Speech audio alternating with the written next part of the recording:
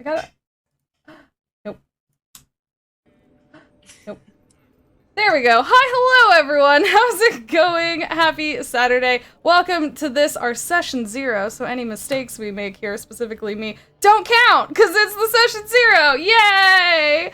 So Practice welcome. round. Yeah, it's our first ever practice round. We're trying out a whole bunch of new things. We have a lot that we want to share and that I want to communicate with all of you. So thank you so much for being here with us today. I'm so heckin' hyped for this game and this crew. Gonna be so good. So firstly, yes, thank you all so much for being here. Hi, hello. We are playing Heart today, which is a heckin' cool game by Rowan Rook and Deckard. We are also playing with Roll20, which you can see this gorgeous map, which I have slightly covered. Hang on, I gotta show it to you better. Look at this gorgeous all right here. So we want to say thank you to Rowan Rook and Deckard. I want to say thank you to Roll20. For all this cool stuff that we're showing off today. You might also hear some cool spooky noises, which is actually the official Heart soundtrack. It's not music, it's spooky noises. And with that said, I do want to highlight, I think I've said the word spooky several times, so I do want to communicate that this is a bit of a dark game. It does deal with some darker subject matter, and as such, for the first time ever in the channel, we have content warnings in the chat. At any point, you can put !CW to get those, and as we play the game and as the story unfolds, we will continue to expand them as we feel is necessary to communicate to the audience and to everyone here what could and will happen on screen. We are also using safety tools behind the screen between all of us. We are talking through and being open at all times.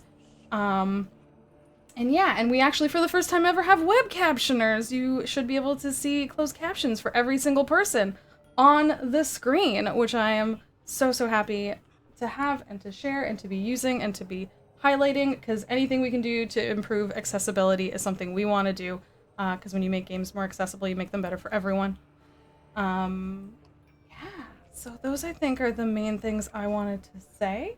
So, hi, my name is Jess. You can find me at go_JG in all the places. If you found this channel, you've already done it. Good job. Heartcast will get you the links to all these people, and we should go around and say hi, hello to all of them, and ask them who they are and where we can find them. So I think I didn't normally I give everyone a heads up of what order we're going in, and I didn't do that today. So I'm gonna say, let's go clockwise around and say hello to Sharon. Hello, I'm Sharon. You can find me on Twitter at Chew_Baka. Pronouns she, her. Awesome. So if we're going clockwise, the next round is Sam. That's me. I'm Sam. You can find me on Twitter at SamOnDamiel, and I use they and she. Awesome. We're gonna do this thing that we always do that I learned to do in Blades, because Jordan gets mad if I go in order. We'll skip him and go over to Ryan. Hi, Ryan. For the record, I don't get mad. It makes sense to let Jordan be last so that he can take us away into the story. So, sorry, Ryan. You can go ahead. So, yeah, I'm Ryan. You can find me on Twitter at @TheOneTrueK, and you can find my itch page at archon.itch.io. Oh yes, and he, him pronouns. Awesome possums. Jordan, what do you got for us today? You already introduced yourself? I did. I said, hi, I'm Jess. I don't think I said my pronouns. They are she and they. And yeah, we're not doing characters yet. So that's it. My name is Jordan. You can find me at Made of Cartoons. My pronouns are he, him, although they is absolutely fine as well. And yeah, we are doing something a little different from what we've done before, where we're going to be doing a piece of our session 0. Characters are kind of created. Characters are really fun to play in Heart, but not necessarily complicated to make, so they wouldn't have taken up a whole lot of the session 0. But we're playing kind of a... So Heart and Spire have used the term campaign frames, which is like what it sounds like. It's like a coat hanger that you hang the coat of the story on. That metaphor doesn't make a ton of sense. Spooky door opening already. That's Oh no. so my cat comes in and out all the time, and the door swings open, so you're gonna see that lots of poltergeists around. So we're using a campaign frame that was actually a stretch goal for the Kickstarter called Sanctum, where the players and the GM build a haven, which is a safe place in the strange dark dungeon that is the heart, and then they try and protect it from the heart's agents of the chaos, basically. I guess for anyone who is new to this world, Heart is sort of a sister Happy Session Zero RPG to the game Spire, which Jess has run. Actually, Jason GM'd a full campaign of, and I really recommend watching it. Spire is about revolution and about this towering city called Spire that is over. It is about the Drow trying to take back the city from the invading Elfir, the High Elves. But somewhere below, deep below Spire, is the Heart, which is an unknowable cosmic thing that no one truly knows what it is. But for us, it represents sort of this living dungeon, living cave dungeon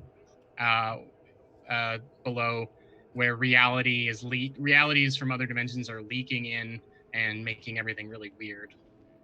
And so that's where our story is going to take place. A haven represents a fixed point, a place that people are trying to make stable in the heart.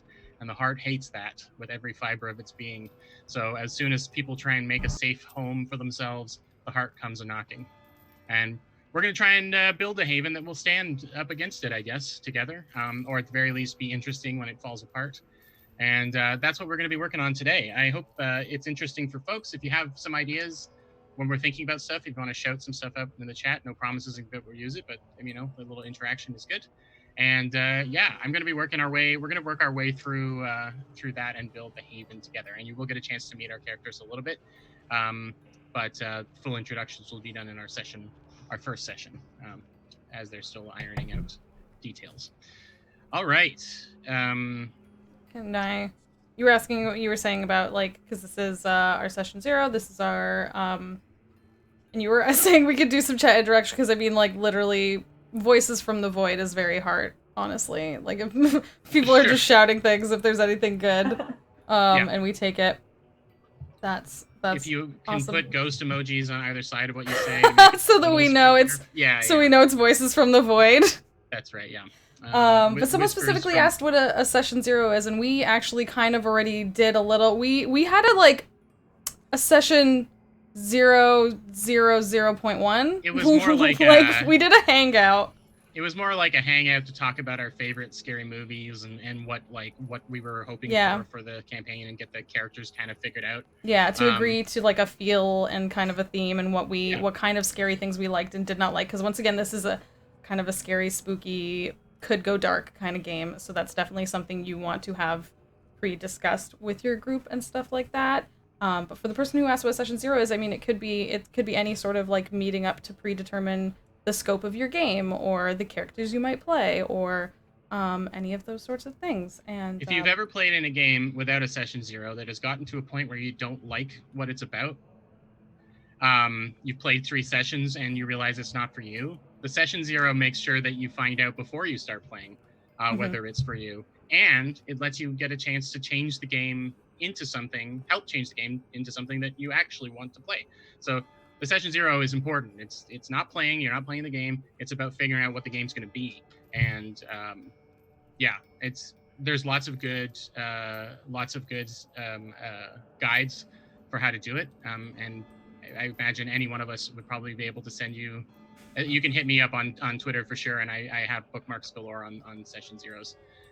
And we even have a friend, Megan, who has a session 0 game that you play your session 0 as a game and make your character that way. So, yeah.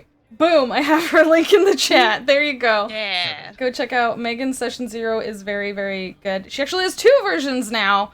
So there's session 0 specifically for building your character. If you're ever like, oh, I'm not I'm not super good at like building up my characters before I go into a game.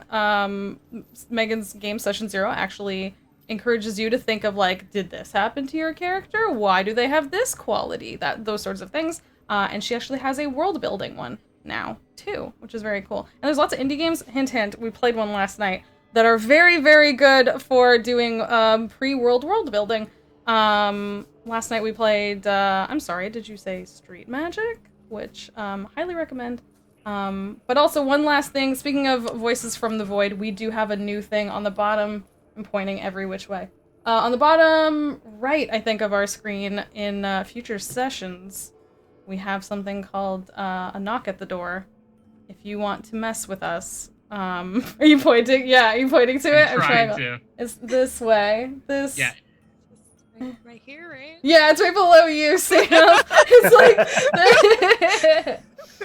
Yeah. We'll better explain it during our first full session, but you'll be able to, for a simple donation, which gets spread out amongst all of the players and participants in the show, you will get to throw a wrench into everyone's monkey works, including me, because I'll have to think of what that wrench transforms into. Probably a dog to scare Ryan. So. Oh, no. So mean. It is consensual spooks, though. It is a consensual spook, yeah. I wouldn't have brought it up otherwise. Yes, I am terrified of dogs of all shapes and sizes. So, yeah, this is going to be fun. It's something we've pre-discussed as a possible spook factor. Yeah. So I think we can jump right into making our little home in the heart.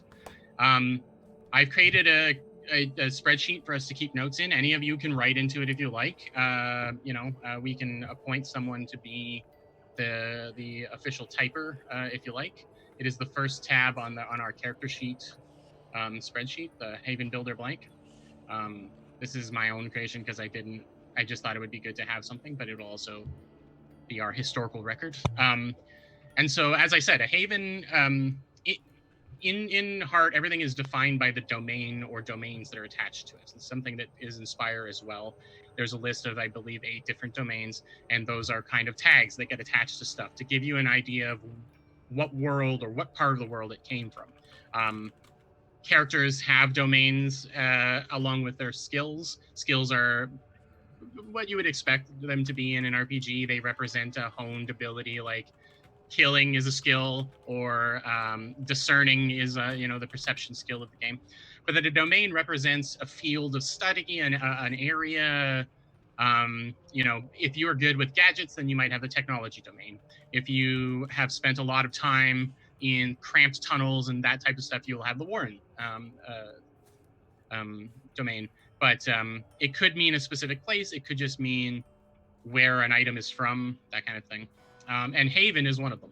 Haven represents a safe place, a place that generally people are not going to try and do awful things to you there, and you will generally find a safe place to spend the night, a drink, and maybe someone who will listen to all the terrible things you've seen and help alleviate a little bit of your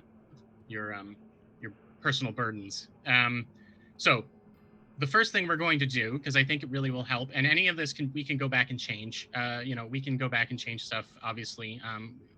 I'm doing it in a certain order just for organization purposes. But I think what we should do is choose a couple of domains as big picture ideas of what kind of Haven we have.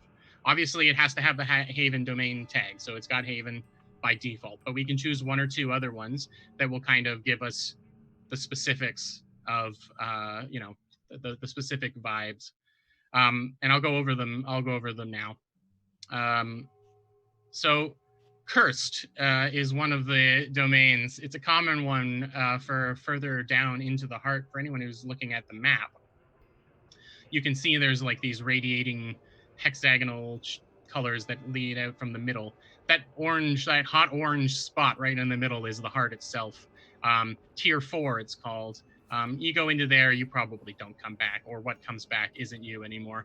And then radiating out from there is Tier 3, Tier 2, Tier 1, and then all the way around is Tier 0, which is Derelictus, the city between, which is kind of the peanut butter and jelly of the Spire and Heart sandwich. It's not that, it's an awful place to live, but it's not the heart. So it's the safest place you can run to do things. Cursed domains tend to be closer to the center. Cursed specifically means the heart's influence is, the heart is actively trying to hurt you there. So maybe not a great choice for our haven, but it is one of the things on the list. Desolate Domain, that's things that have been run down or perhaps been destroyed or have suffered some apocalypse and have been rebuilt on top of.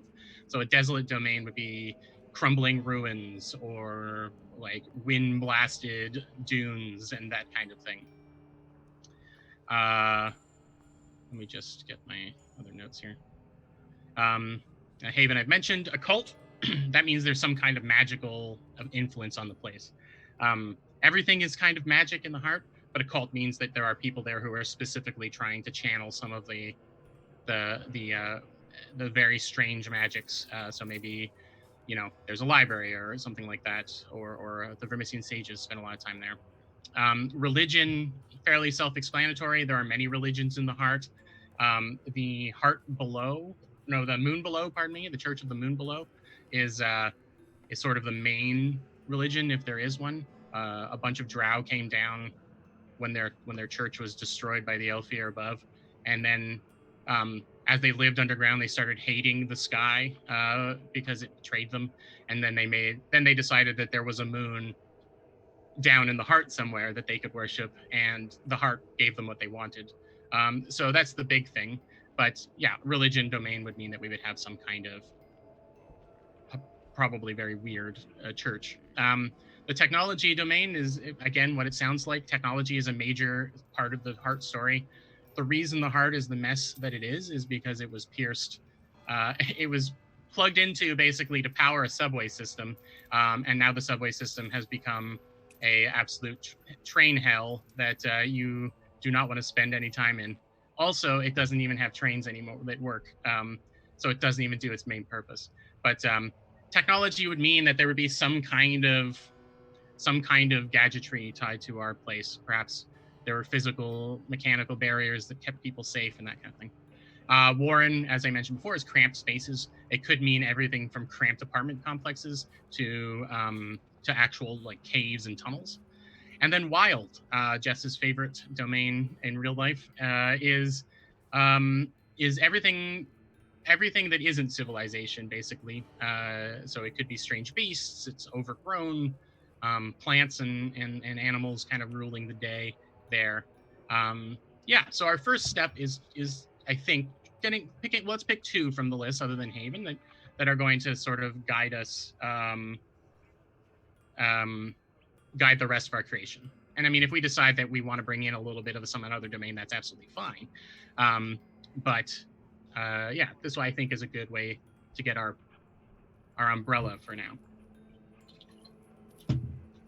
I've talked a lot, so what do you guys think?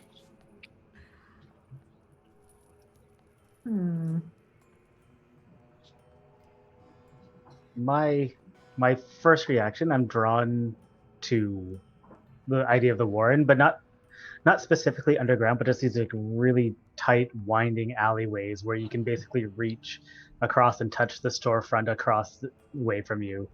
There's like steps that go up, steps that go down, and like buildings built across other buildings, just like this mismatched set of buildings. Like narrow European streets, kind of, but even more narrow. Where yeah, I'm actually specifically thinking of a place in Taiwan, but it's just like an That's old, right. like a place called Jiufen, and it's just like like go up. It's built on the side of a mountain. It's an old mining town, and like it is just really, really cramped. But is that the place that they built, that they based like the town in Spirited Away off of? Yeah. Or... Okay. Yeah. All right. I like the sound of a cramped and overstuffed place. Havens can have any number of people in them. They could be as big as a few city blocks, or as small as just a couple of buildings.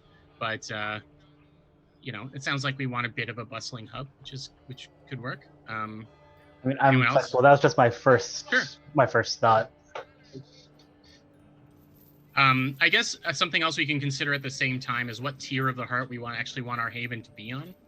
Most truly safe havens are on tier 1, but they tend to have a faction in charge of them. So either the Hounds run the show, or the Church of the Moon Beneath.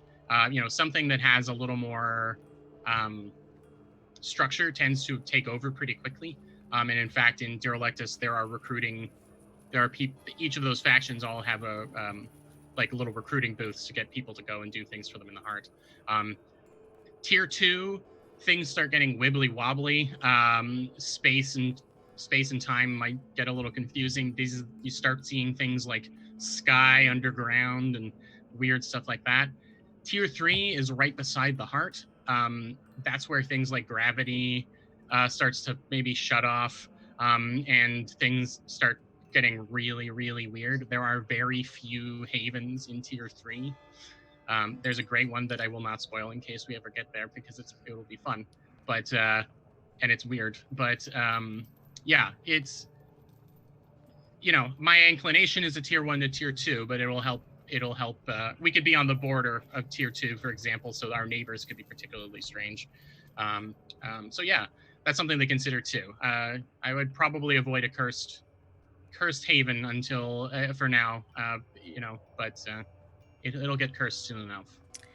I don't know. I feel like a tier 2 haven might be fun. Just start out kind of wibbly right away. Sure.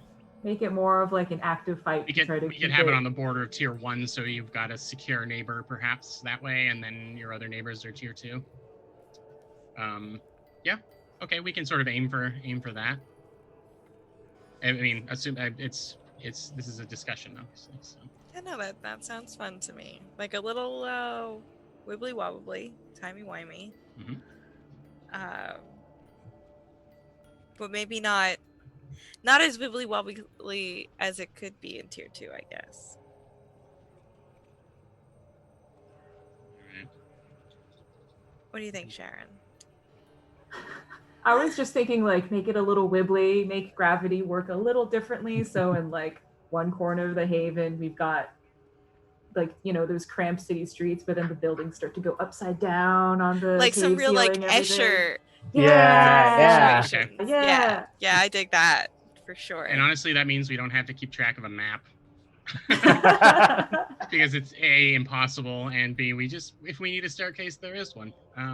I like that. So on our map here, I added a little hex called Our Home for now. We can move this and shift it around if you like, but yeah, we'll say that's the start. So how's everyone feel? I guess we're now pretty keen on Warren as a tag, right? I really like that idea too, Ryan. I like the idea of there being a lot of people around, and having it on tier 2 means that these people are just bent enough to be willing to move down that closer to the heart than the average person. So it'll give me an opportunity for a lot of great NPCs. Okay. I also really like that if it's like a bustling town with a bunch of like buildings and staircases, there's probably places within that people don't go. Oh, sure. Oh, yeah. That are absolutely full of ghosts. Yes. If you're lucky. If you're lucky, it's just ghosts. Yeah. If you're unlucky, it's pig ghosts, and then you're in big trouble. So what are we thinking for our second thing to add a little extra flavor?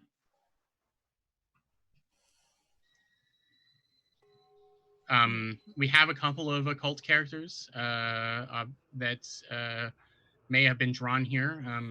I'm thinking the way I've sort of seen it in my headcanon, we'll decide, is that,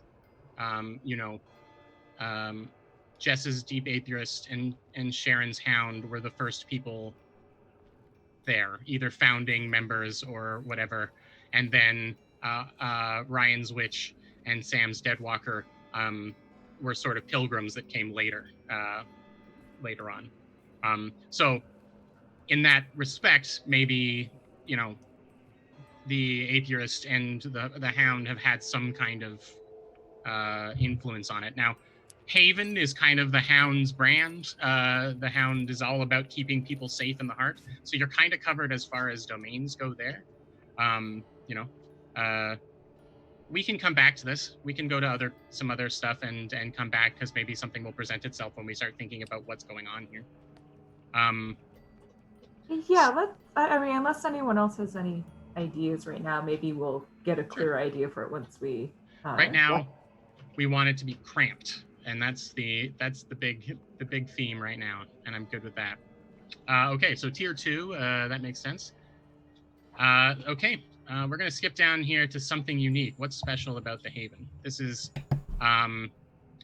like this is the biggest thing that we're hanging our Haven on. The thing that makes people come here.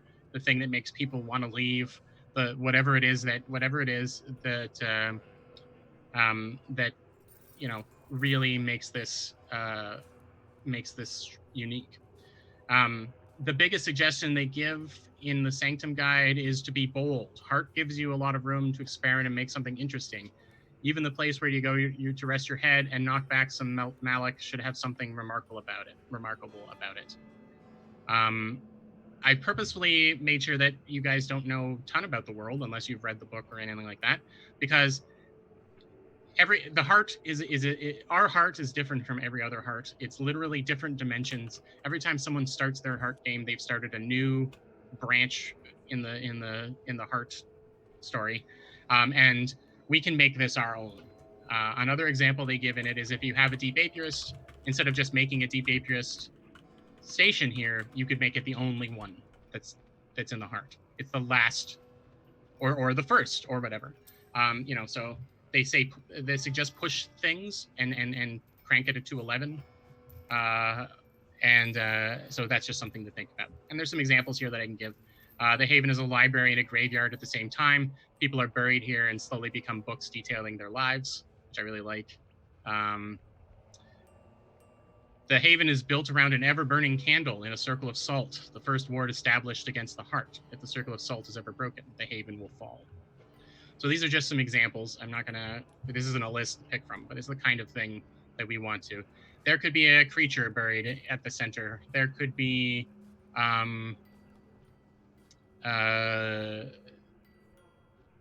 there's lots of options.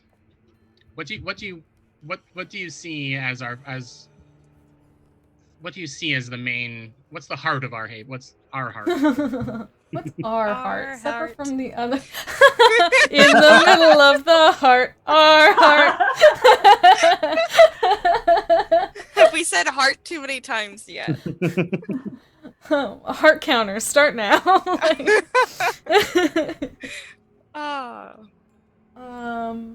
One thing that we had mentioned back during our casual hangout that accidentally turned into session -1 was my hound was being drawn towards the heart, and then there was something about this place that made them like throw a stake down and go like here and no further. Yeah. And that is something that I would think would be really interesting to explore, like some kind of landmark or some sort of thing that Yeah, Yeah. and we were here. thinking that this was a place that intercepted heart song people before they got to the heart, sort of, right? Like you were trying to make a place that kept people from getting lost in the heart the same way that you are fighting all the time to do that. I have an idea, but it is a discussion, of course. But what if there's just like a song that you can hear just in the air, but there's no discernible source, like a music box or just like this kind of weird haunting melody that is just kind of there if you listen carefully to the wind? Just always. Mm. Does it have an effect on people in your mind? Well, I think it's like when you talk about heart song, like there are people who are adamant that this is like the heart's melody. Okay. And can people hear it from far away? Yeah, like I'm imagining like people are drawn to it maybe at first unconsciously, or like they hear it in dreams at first, but as they draw closer and closer, they start to hear notes of it. Or like Okay. when you drop your supplies, it just happens to kind of sound like that same melody or the same rhythm. And there are people who think this is the heart song, and maybe there are people who think it isn't.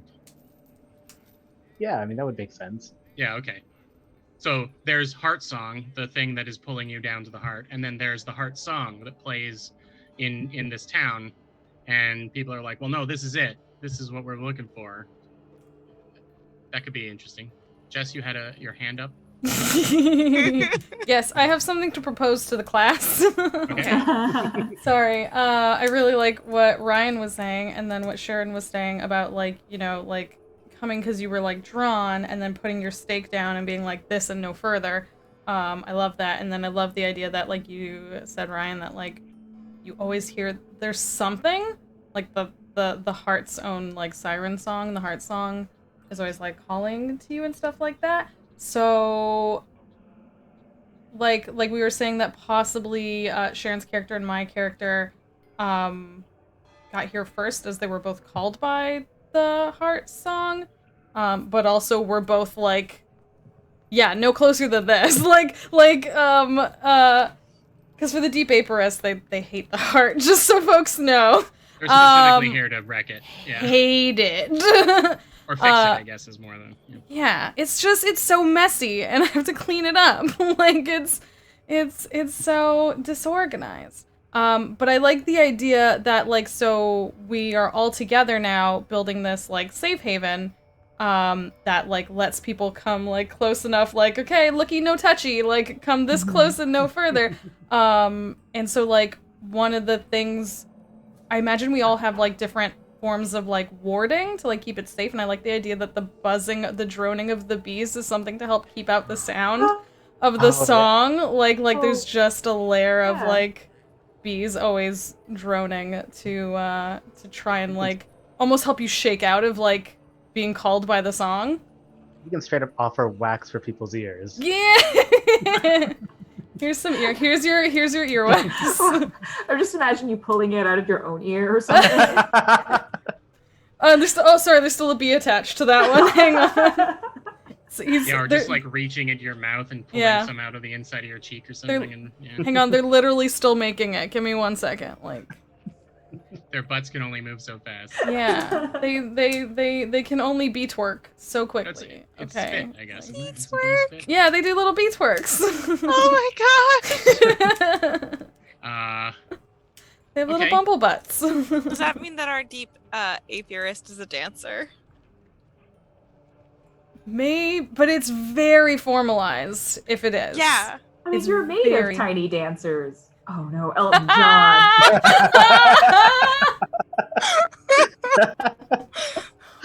I am made of tiny dancers. Yeah. And instead of square dancing, they do obviously hex dancing. Yeah, exactly. Perfect.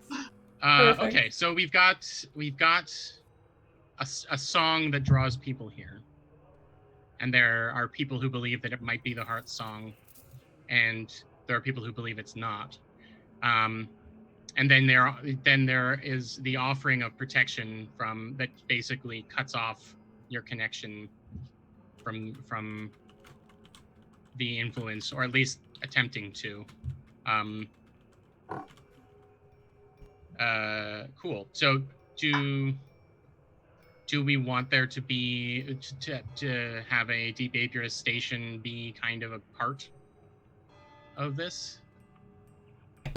I thought we all had, like, rooms. Like, I thought we were all gonna have like a thing. Everyone's gonna get something, but we want to come up with a blanket concept here. So okay.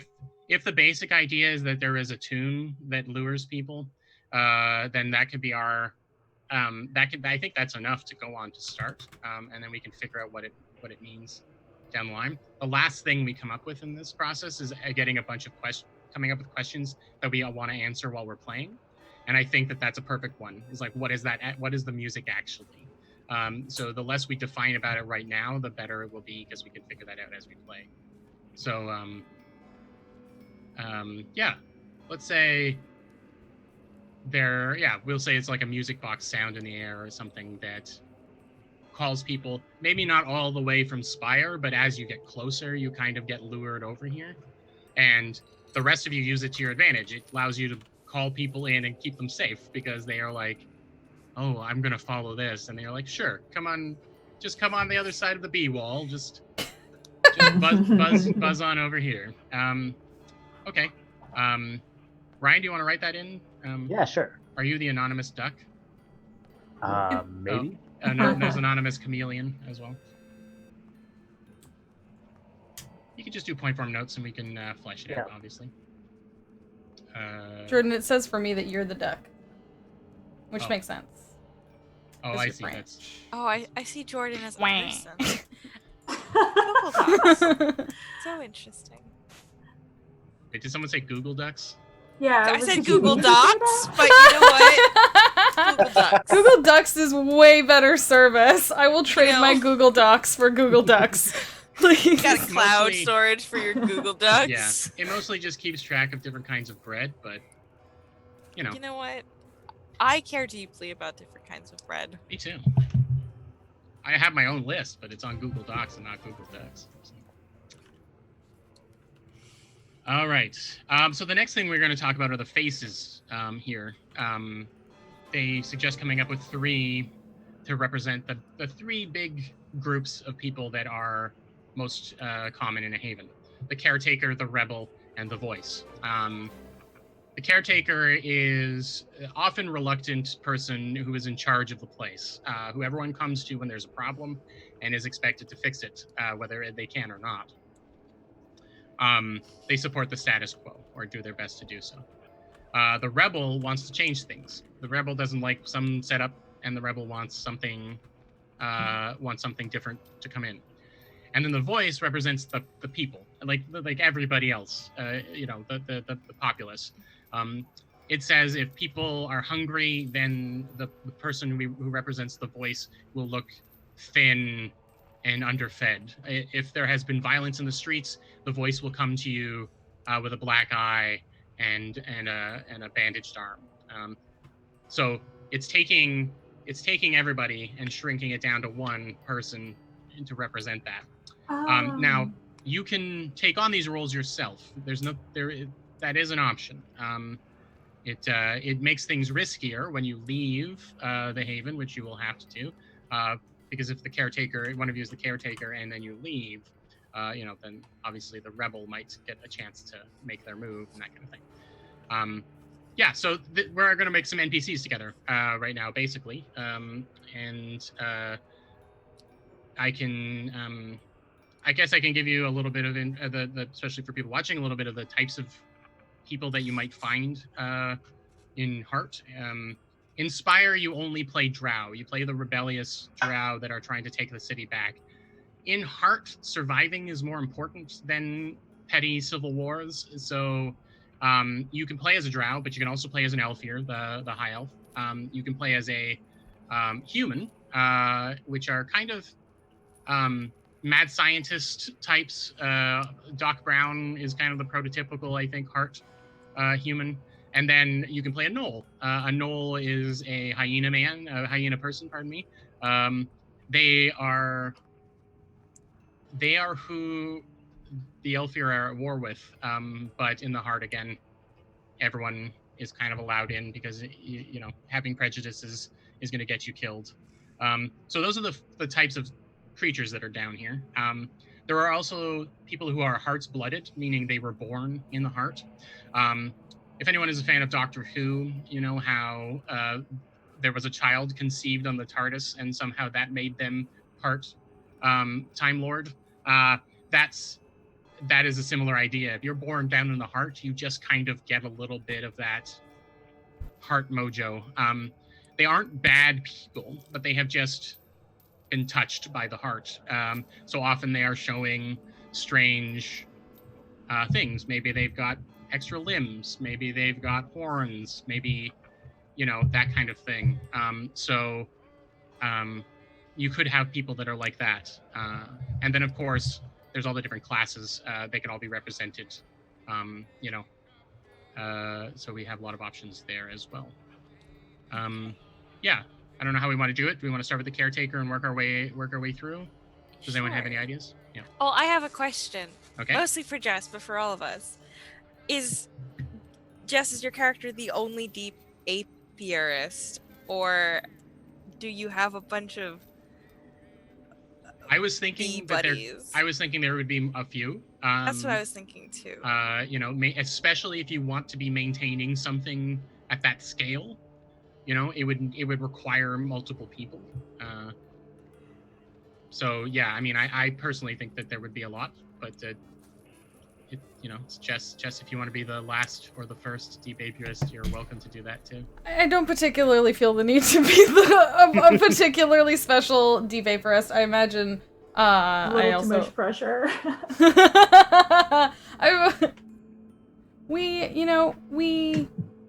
We are all one. We have no ego. But yeah, no, I imagined, I don't imagine I'm particularly friendly with any others, because we are, in and of ourselves, we are complete. This one is happy as they are. Yeah, but you also are, you're all connected to the same cosmic beehive. Yeah. You know, So we're absolutely all helpful to each other, should we? But I feel like we each, considering each of us is a community, I feel like each of us is... I'm sorry, honey, but you're stuck with them. Start the B button count. Get it started. Oh my goodness. It's gosh. Okay. No, I didn't imagine, I don't imagine, like, I just imagine because each person is a self-contained community that they don't feel the need to seek out a lot of socialization, but like, should they absolutely work together well. We all Right. Well, it's less about being friends and more, is it important to this exactly protection of the Haven that you need more than one of you? Oh, I see. Yeah, so... Do you want, should I... I'm thinking community size, not okay. How many friends okay. your bee person has. So wait, can our Haven house a lot of NPCs? Are you saying, like, do you want some spare apiarists to just like stay and man the honey hive? I'm imagining there's hundreds of people here. It's that cramped, right? It's not just the four of you. Yeah, no, I didn't imagine like hundreds. Okay, that's good to know. Well, I think there should, if we're gonna go super cramped, we should have people hanging out of windows, and like there's very little room. You know, maybe you're a victim of your own successes, right? Because you've created this very safe place, and now over time too many people have moved in, and now you've had to build walls down the middle of apartments to split them into two smaller ones and stuff. Yeah, they've started building on the ceilings. That's right. Yeah. It's just full tenement hell. Yeah, exactly. But cozy. We call it cozy in the brochure. There are a couple that they occupy the same space, but just in different slices of time. So it's like, that's right. You've got to like turn a dial on the door, Howl's Moving Castle style. Yeah. There's someone who occupied it 3 years ago who's still living there now, but they're still living there 3 years ago. And then there's the people who are living there now who are only in there after the person has moved out, which they haven't yet, but they did, 2 years ago. Yeah, oh, exactly. Goodness. Can you imagine being a landlord here? Oh no, I would quit. There's no landlords here. Oh, okay. Yeah. All right. There are no lords of this land. I hate them. What kind of person? So I think this is good to guide us into our caretaker here, because what kind of person would be miserable doing this, and like managing this place, and why are they still doing it? Right? Because I think that would be the most interesting. Because having this person who's like, this person lives here, but only when we're at this point, we're in this, when our haven occupies this dimension, and like they've got charts all over their walls connected with strings to try and figure out the routes through places. So what kind of caretaker? I'm imagining a like small business owner type person. Is that like an Incarnadine? Or am I not reading An the... Incarnadine, it would be an interesting choice for that. Yeah, the Incarnadine are a religious sect that worship a god of debt. They certainly would make excellent landlords, I guess, in that case. But yeah, we could have an Incarnadine boss, like person who was really brought on to make sure the books were balanced, but they also are now balancing the existence of everybody, and you know, They perhaps showed up thinking this was a place just like rolling with debt, and now they are tied to the place. Yeah. Okay. Oh, I like it being an gosh. Incarnadine that kind of doesn't want to be there. That gives us a tie to the world as well, which is good. So a few questions we can answer about our Incarnadine is why is maintaining the status quo important to this person? Is it like a challenge to them? Like, is it just, I can't stop now? Like, I've started the spreadsheet. There's like a giant pinboard full of Yeah. yarn and post-it notes. It's so delicate, and it's a work of art at this point. Yeah, I'm not imagining that. Like, it's not even, they don't even have space in their mind about not doing it anymore. It's not even like there's no question about it. It's just like this is just like their raison d'etre at this point. Right. I was absolutely imagining someone who's like, listen, I'm just gonna fix this and then I'm gonna keep it moving. Yeah. But they haven't gotten to like that end point.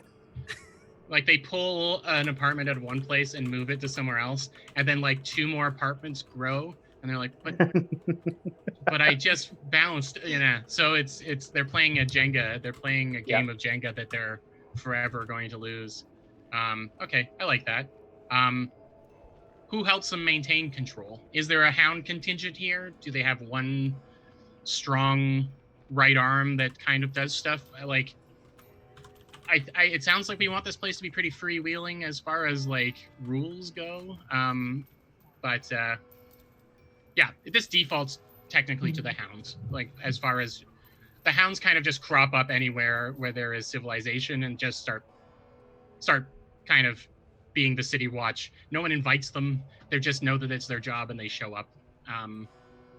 That's kind of the default. But yeah, do they do it all on their own, or do they rely on that?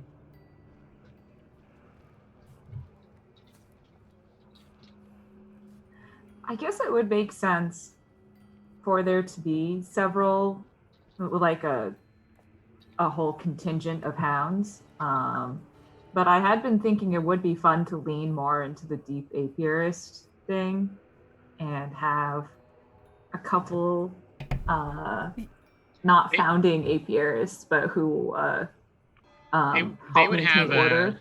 They would have a major stake in making sure this place didn't get out of control, because if apartments can grow from nothing, that's upsetting to the bees. Because I you know what, since y'all brought it up and like and now that it's been like described, I really like the idea that this place is filled with deep, like each deep apiarist is like bumbling around, not bumbling, but like doing stuff, and then each one itself is filled with people doing stuff, and just like there's so many of them. I almost like the idea that like sometimes you can't tell Mellifera from the other ones. You're like, is that you? Which one? Like, you've got to start wearing name tags. This one is not. Have different runes. Like, you can tell who it is if you get a glance at the bean. It's like, oh no, sorry, that. I just have like a population sign outside of our haven, and it has like population whatever, and then like bee population.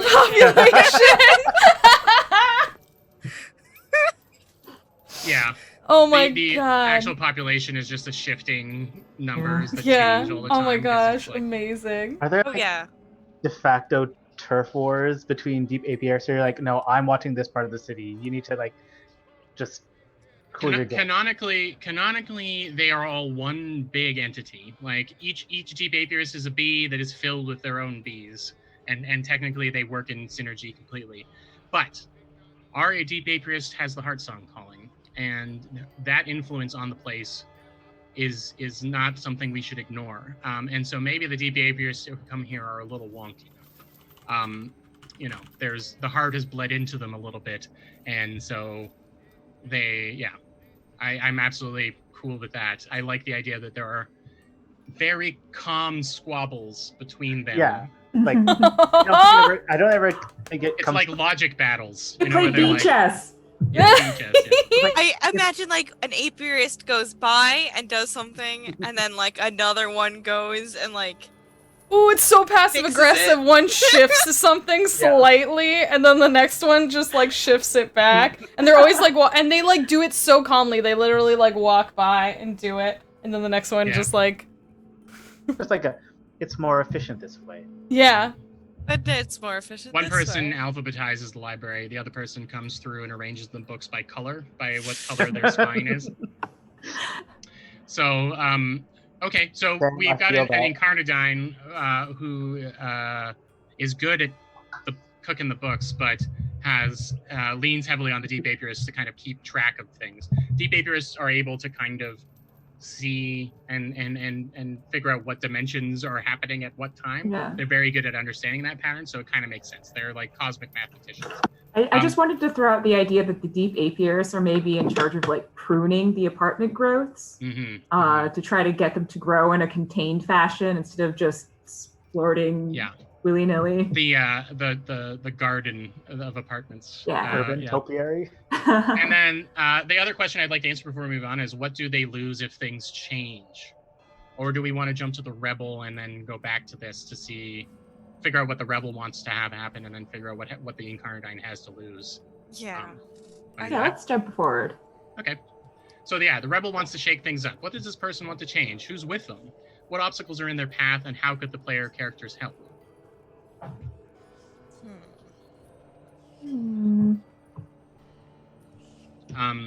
Usually this is something that's more philosophical than political. They have something that they want to change in a big way. They often don't have any money or any means of doing it on their own, and so they require delvers to, our adventurers to do things for them. Everyone knows this NPC in RPGs. Well, we've got our bee folk and we've got our stressed out Incarnadine. So what's the opposite of that? Would it be someone who just wants the haven to grow as chaotically as possible? Like, stop pruning, just let things go, and that is the natural course of things? Mm-hmm. There are druids, in quotation marks, that live in the heart. Because of what has happened in Spire, there is not a lot of like trees and stuff, not of woodlands left, and a lot of the druids kind of lose it and head down to the heart. Most of them have become gangsters, where they harvest and drug runners, where they harvest strange mushrooms and make drugs out of them to send them up. No, exactly. So I kind of imagine a character something like that, who's just like, let it go, man. Just let it go. Cannot tell me about gangster druids that run drugs. I will send you more details about them. I can Change even make your them character right now. I can even make them one of your neighbors. The druids of shoot, I can't remember where they're from. I feel like Red this Cap. sucks for me because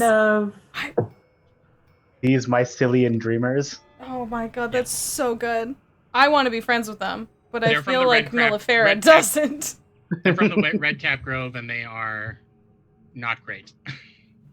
Well, because I had been thinking originally, like, when apartments growing, I was thinking about the way, like, fungus grows. I'm trying to think exactly what it was, where they, like, took slime mold, and then they put, like, food and spots. Yes, like I think I know what you're talking about. Yeah, like when they were like, oh, maybe, like, because they figure out the most efficient way to grow between food sources, and so they put, like, a little state, like a United States map, and they put, like, food in all the big cities, and then they had the slime mold grow, in the most efficient ways, and they're like, oh, this is what we could use for a mass transit system. But like that's kind of what I was thinking, like maybe the apartments are like reacting towards something, the environment, and growing in that way, and those Druids are like, we should let them do that. Maybe we can find new things, maybe we can locate more people who need to be saved. Maybe the apiarists are controlling a thing. They're dampening a thing so they could control it, that if that thing was let loose, then what does an apartment complex eat? Us. Yeah, the contents of your bank account. Sound dampening. Yeah. Oh, complaints. They feed it by putting it into the complaint box in the front at the front desk. All the cast off like hair and skin cells. Abandoned furniture. That's right, yeah. As someone who once like furnished basically an entire like college apartment with cast off furniture, there is a lot of cast off furniture. Every May, just go dumpster diving. Well, it would eat the cast-off furniture and then build a new apartment out of it, right? Yeah, to break down the pieces and then rebuild it. Yeah. I don't know. I think it's it just would be interesting. Oh, sorry. If it was, if it was just like we don't know what is making the apartments, like the buildings, grow in this way. Like they're clearly attracted to something, but we're not sure what. Sure. And the Druids want it set free. Whatever it is, they want it to run at full power. And even the presence of the apiarists maybe dull it to allow it to control. Yeah, so I like that there's some, they call them stoner druids. Some stoned druid that has this crazy chaotic idea that the apartments, the complex should just grow in any way that it wants to. I like that. Putting druid in quotation marks just because we'll define them more. Where did you say that they were from again? In the original Spire? They're from Redcap Grove. That's their headquarters, and they just sit around doing shrooms and running guns and magic mushrooms up to Spire. It's the best. They grow them because the heart produces obviously the best drugs, as you would imagine, and yeah. All right, I like that. I'll put apartments in quotation marks too.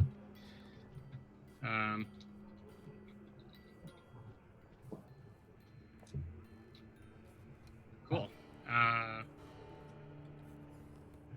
Perfect. So, are people paying rent, or is the Incarnadine just accumulating all of the debt of what they're owed for living here? So that's effectively what they do. An Incarnadine has had their debt bought off of them by the god Incarn, and now they owe everything to that god. So a person who's become a member of the Church of Incarn had done something to build up a massive amount of either actual debt or karmic debt, or that kind of thing. And so the Incarnadine go out and try and collect the debt for Incarn. So if the apartments go completely wild and people just get to do whatever, and that means free, there's always going to be a place to stay because always be another one grown. There is no need, so maybe something like that. I mean, it's just the fact that they won't have any income anymore because there'll be infinite housing in a way. What if it's leaning on the time travel, like, oh, I paid you tomorrow? Sure. There's a lot of that going on, yeah. I just feel like he's gonna lose artificial scarcity or something. Yeah, exactly. I mean, I guess there's like both aspects, right? Like the deep apiarists don't want the haven to like grow so big that we can't protect it. But on the other hand, the Incarnadine is like, also I won't get rent anymore. Yeah. Yeah. If there's no scarcity, then they're out of a job, basically. Okay. There's And something to all weave this together. work would be for nothing. Exactly.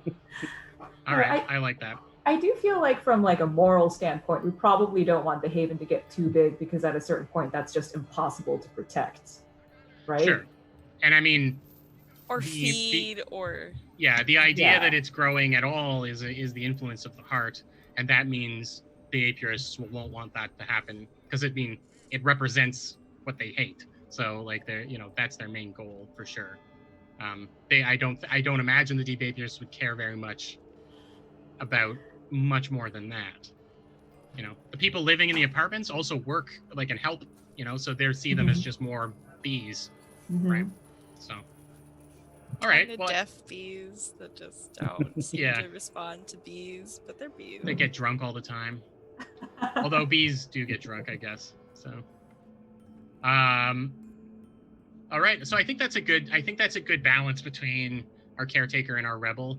It's order and chaos. It's the classic age-old story, but it gives us sort of this. I could definitely picture the Incarnadine just as this nervous, sweating person who is just hasn't slept in infinite years, and is just trying to keep track of the cosmic math of this place. Man, you gotta be careful with that sleep debt. Exactly. It builds up. Oh, that's brilliant. Sam, you're brilliant. Oh, thank you. So let's talk about our voice then. Who represents the people, the rats in the walls of this place?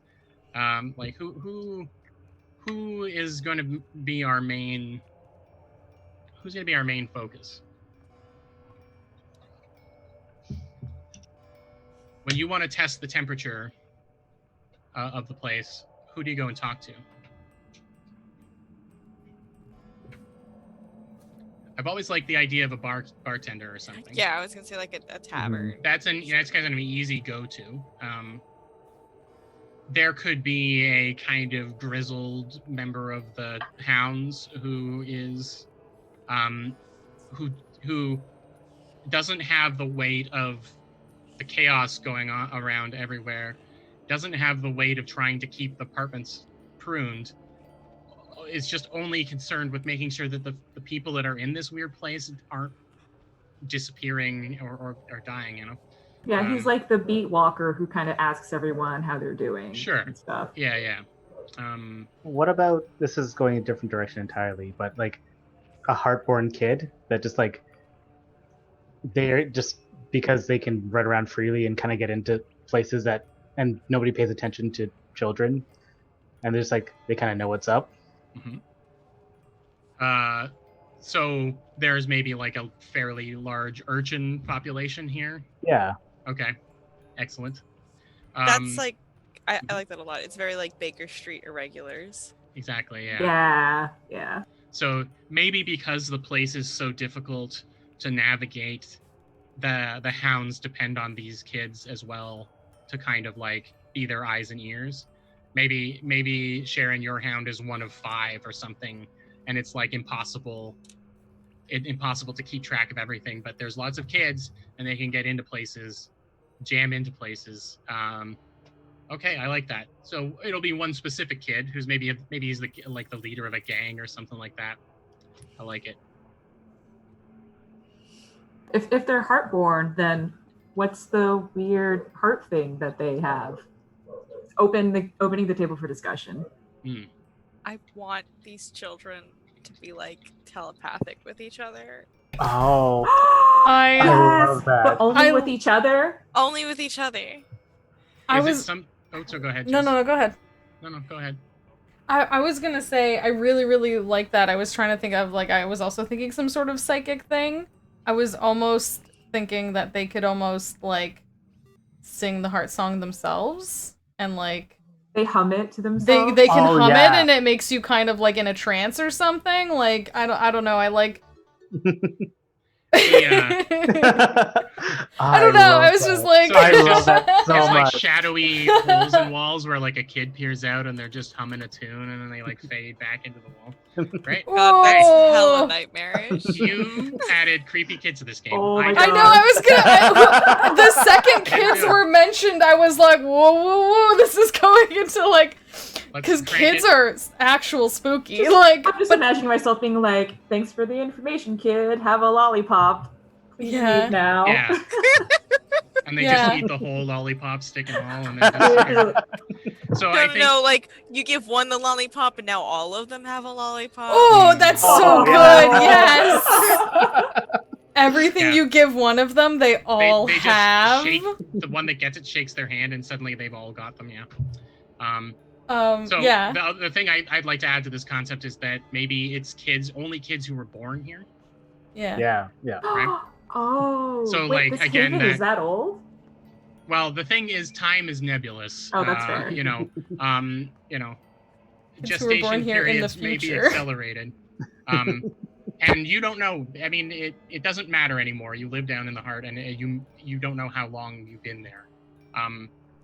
And so, yeah. I mean, even so, it doesn't take long for there to be if there's enough people, it doesn't take long for there to be, a few dozen of these kids running around. So. Children happen fast. Yeah. So they're Faster than you think. Children happen fast in the heart. Oh no. if you're not paying attention, they'll Oh no. they'll crop up everywhere. You want kids? That's how you get kids. So Oh. yeah. So Birds, something. bees. Keep apiaries Something about handing the out place. condoms. Yeah.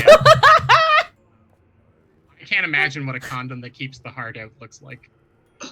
Gosh. I'm gonna think about It's it for the rest the of the day, but- earplugs. Like honestly, It's it's definitely like made of beeswax. it's the beeswax earplugs. It's definitely just like don't listen to the heart. That's how you get babies. Do you want babies? That's how you get babies. You have Don't- babies before you even realize you're pregnant. Oh, see, this is actual. I'm gonna go put the content warning back in the. I'm gonna add babies to the Yeah, content yeah. warning. I'm not even entirely joking about that. I might add that in there later. Because the second children were mentioned, I was like, I really like children as a storytelling mechanism where they are so much more aware of their surroundings than people give them, people take for granted. And I really like that as like, oh gosh, it's I really like it, but also it's spooky to me. It's right on that then line. That means we have to put it in the game. I know it's It's a very spooky good. If it's game. okay with I everyone, think I really creepy like kids it. goes in the content warnings though. Yeah, honestly. Yeah, Heart Song Children is like And they're like more part of the city than anybody, mhm. right? Like Yeah. They're just like they're the sort of an bees. extension of the city. Yeah. Yeah. Yeah, they're Right, so good. they're so smart. They're so aware, like more so than people, like than most of the people. And I do like the idea that like when one pops up, suddenly there's like another one, and then just Yeah. like another. Or they just like one. show up in your doorway. Yeah. They're like, Yeah. I Also, just know imagine, like, things. you turn around to look at something behind you, and then when you turn back, they're just more kids. Like you don't see Yeah. them coming, and they're just there. Well, Mhm. they all know what you were talking about with the first one Yeah. too. Yeah, and they they just show up and they're just like, the heart has a message for you, like. Oh, a creepy choir of creepy children all Those are just start talking in singing. creepy unison. Oh no. Ooh, yike. I think that I would probably play them at first like normal-ish kids that just seem to be everywhere, Mm. and then then when the time comes and more of them gather, the weirder they get. I think that makes sense. Yeah. At first, we're like, okay, we know who your parents are and where you live, and then later, Yeah. we're like, where are you even from? Oh, I like Exactly. that. Yeah, that makes sense. Okay. Okay. Do we want to maybe take a break right now? Sure. Take our little break right now. Come back for 3:30, and then do the rest of our. Because the next one is the art of the play. Like, what art do people make? And I think that's going to be a pretty big discussion. So, maybe we'll take a little breather. Hope people are enjoying kind of the world building. Yeah, About creepy children for yeah. I hope you all enjoy the creepy 10 children. minutes. At Yeah, any point. Again, it wasn't me. I didn't do it. Yeah, so we're gonna take a quick break to get up, stretch, hydrate, all those things, and we suggest you do the same. Yeah, we'll be back in a few. So thanks so much, everyone, for hanging out with us.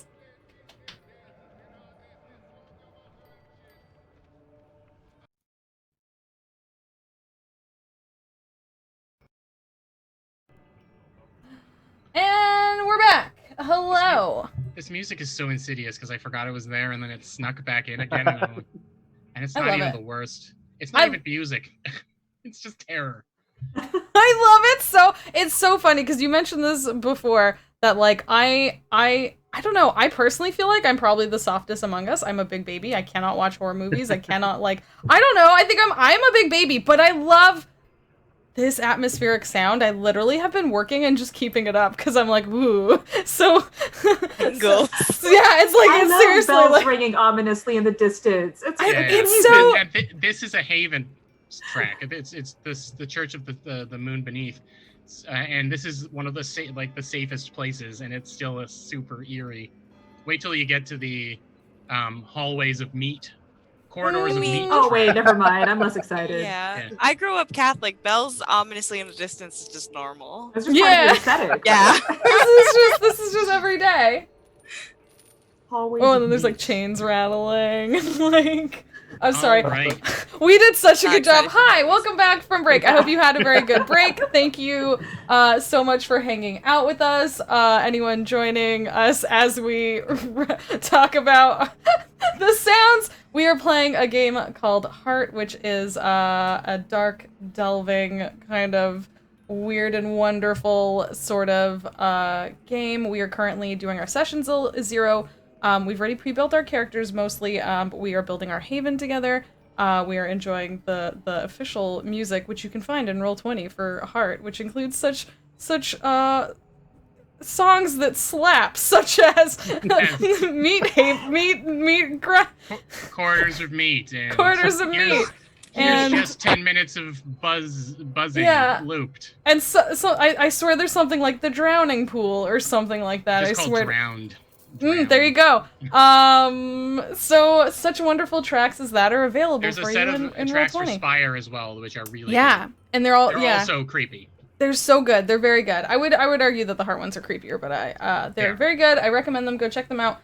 We are currently sharing with you our Google Doc that we are using to build our haven, but we also have behind that our amazing Roll20 map that has been made by Jordan, our wonderful GM, and the art is actually the official art from Rowan, Rook, and Descartes. Artist Felix Mayal, I believe is his name. Yeah. Yep.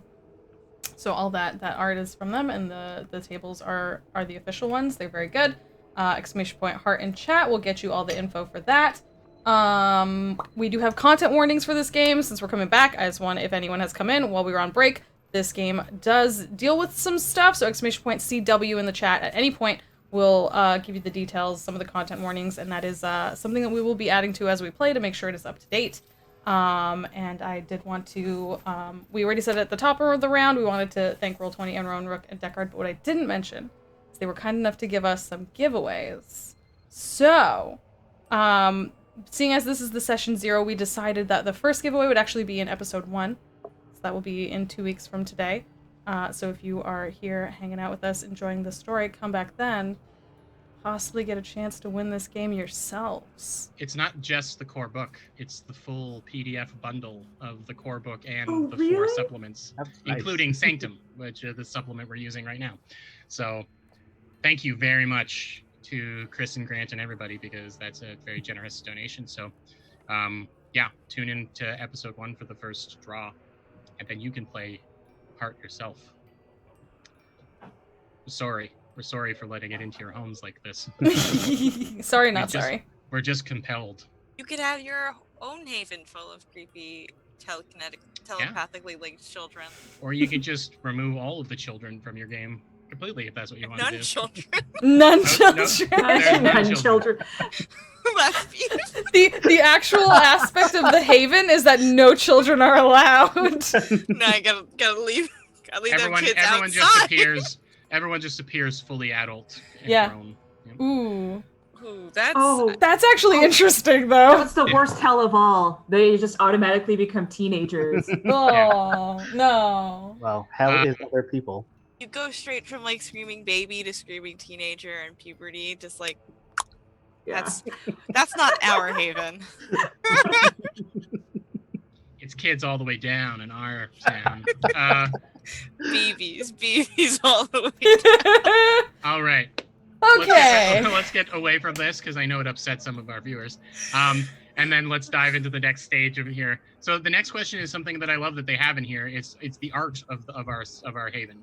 How do people change the way the Haven looks, feels, sounds, tastes, and smells? And just to give you some examples, black comedy plays about legendary villains and beasts of the city beneath. Axe dancing, which is like sword dancing, but slightly more dangerous due to the wild swinging.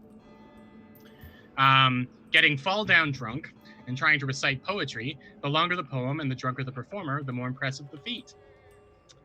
And graffiti real or life. whatever.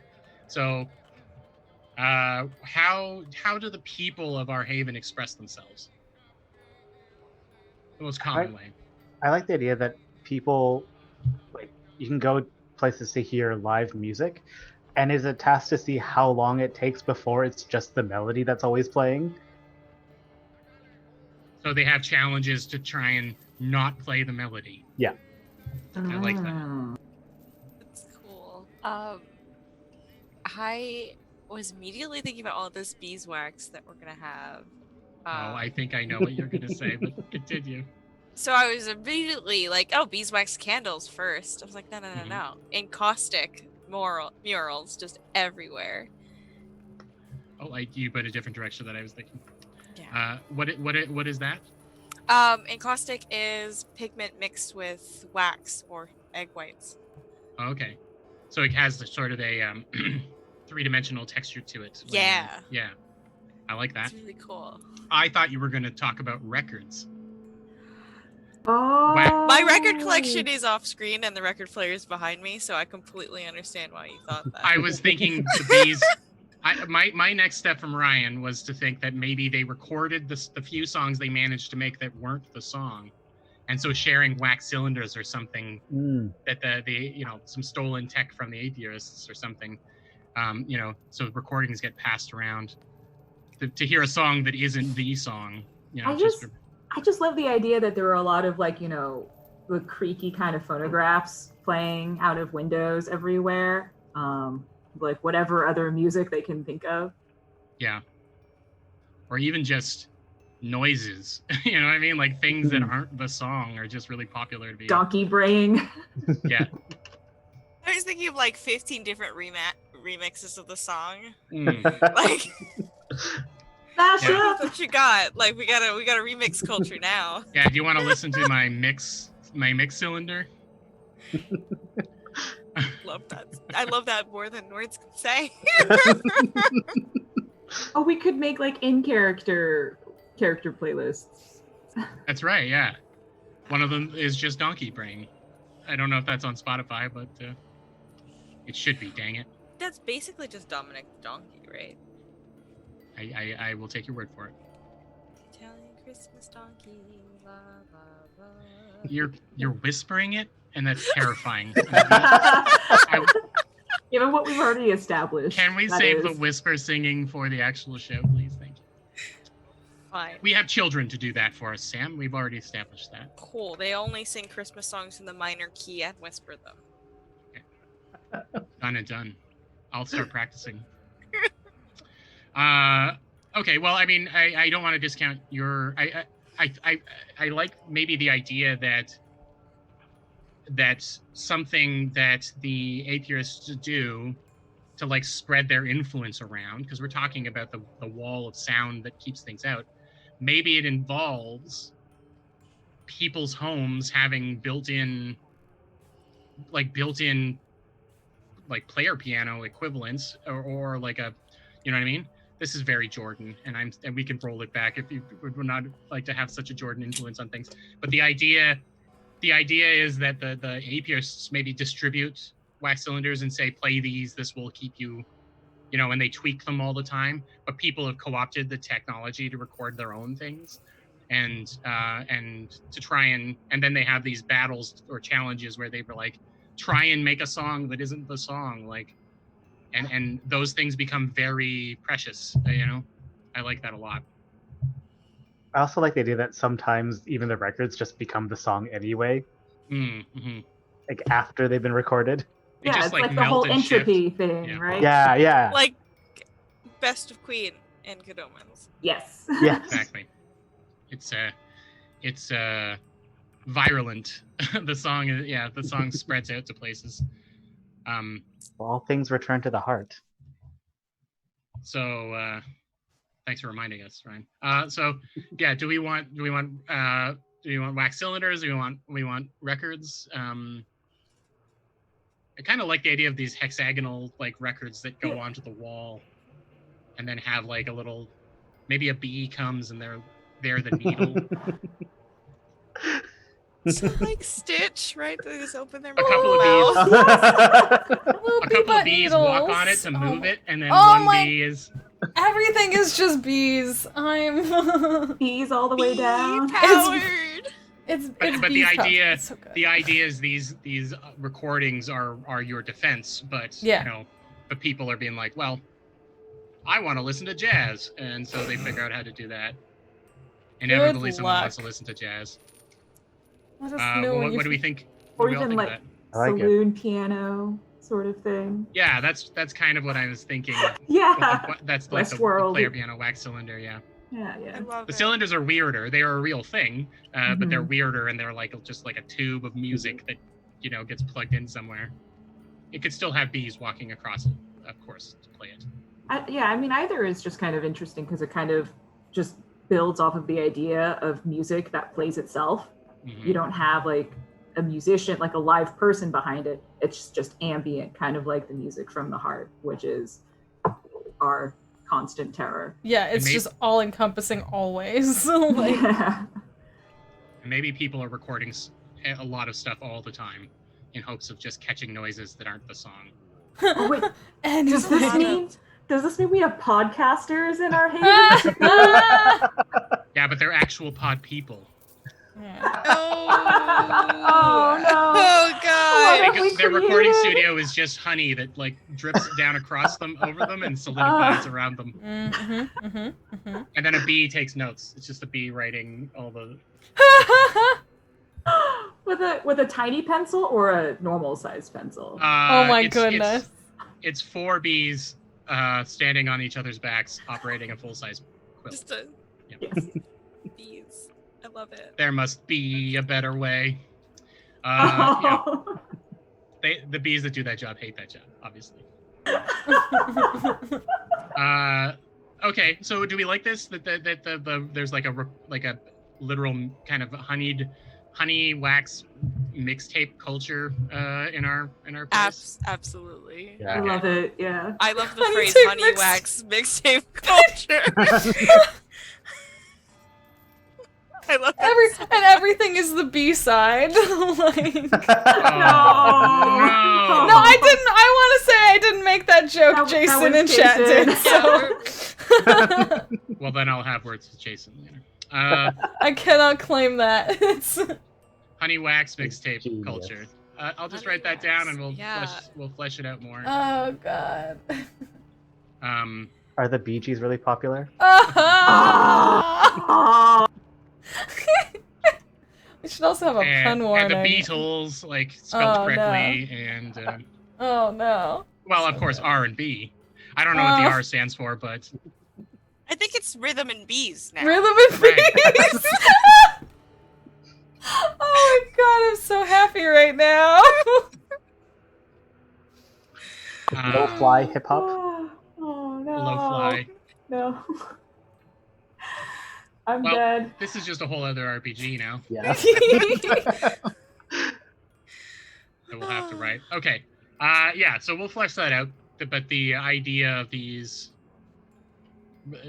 their ability to record things and try and document stuff that isn't the song that keeps playing is really good, and that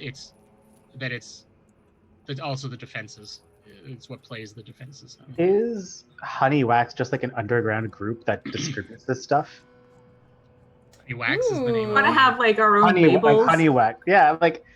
Like instead of Merge Records, it's Honey Wax. Yeah, it's Yeah. like that's why we talk about like the Honey Wax mixtape culture. It's like because Honey Wax Is started the- this. Yeah. Maybe Honey Wax is a person. Yeah. Maybe there's I got an idea for that. Maybe I'll bring it in. Person. What if it's not an apiarist though? Yeah, Yeah. that would be very. Yeah, I think I it would have to be. Yeah. Someone just pilfering little bits of wax where they can. It's probably a human who's like they're master retro engineers that are able to kind of dismantle something and repurpose them. So I imagine it's some kind of kooky human that has figured out how to use the bee stuff for their own purposes. All right, we're now on to fun stuff. Well, everything's been fun. All of this No has more been fun. What are you talking about? We're now on to the moment that I know we've been excited. We get to talk a little bit more of your characters and talk about their role in the Haven. I did share with you all. I think I pinned it in the Discord of a list of things for each. Yeah, I did. A list for each different class to sort of give you an idea of what role you can play. And so it says here, what do the players' characters have to offer in exchange for being part of the Haven? Player characters are unusual people who are unlikely to live a quiet existence in the city beneath. Encourage the players to think about and discuss why they're welcome, perhaps grudgingly, into the Haven, and why people have chosen to build a community with them. So I think we'll do our clockwise, and you can introduce your character, and we could bounce around some ideas for each of you together. All right. Jess, do you want to go first, like you did before?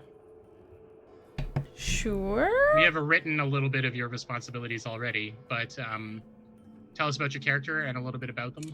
I mean, what can I tell you about Mellifera? They're a deep apiarist. They are here responding to the heart song because it is clearly disgusting and nefarious, and must be everything in heart is just so messy. And because deep apiarists love everything has a place. There's something, everything has a form, everything has a way it should be, and the heart is just pure chaos. And it's terrible, and it's gross. So we are all one. We work against the heart's song. And apparently we make wax for mixtapes. I mean, I'm trying to think. This one was once human, but that was a long time ago. They were called down to serve their queen. Yeah, I'm trying to think of like what I mean, I guess what do we say? Responsibility is keeping the Haven safe and keeping as much of the heart song out as possible. And it says here that often they provide medical care and stuff like that too, rebuilding people and patching them up with their magical wax. Yeah. Yes, they do have a skills set sort of towards healing. Do you want to tie yourself in and maybe be can't say the word bee now. I'm always bee. Yes, of course. Do you want to? Yes. Do you want to be the person? Do you want to be the apiarist that's kind of makes the recordings that get handed out, the defensive recordings? Do you want to be involved with that in some way? I'm trying to think, because I don't want to like spoil all the fun stuff I'm gonna do at some point, but I took stuff that is somewhat healing and somewhat building focused. So like my Sure. skills are somewhat building and engineering focused. So it makes sense that you might be involved with the technology side of things. Yeah, it would definitely be part of the technological or the. Okay. I'm just wondering if engineering. if you were the innovator. Were you the first one here, and other atheists came? Were you? Did you and the Hound found this place? Originally. I'm okay with that. Sharon, would you be okay if Co-founders? supported Ochre in like in Yeah, that's cool. No, that would be a reason why we have a relationship already, because we were maybe like the first 2 people here. Yeah, you built this place to keep yourselves safe, and other people came. All right. Anything else you'd like to say about Mellifera, or are we going to learn more about her probably as we play? About them, sorry. Yeah. We can do more later. Okay. Well, if you want to write in your role in the okay, as best as you would like to describe it there. All right. Next up in clockwise is Sharon and Ochre. Yes. My character began life as an Aelfir named Philippa Ochre Petals on Stone. Now she mostly just goes by Ochre. I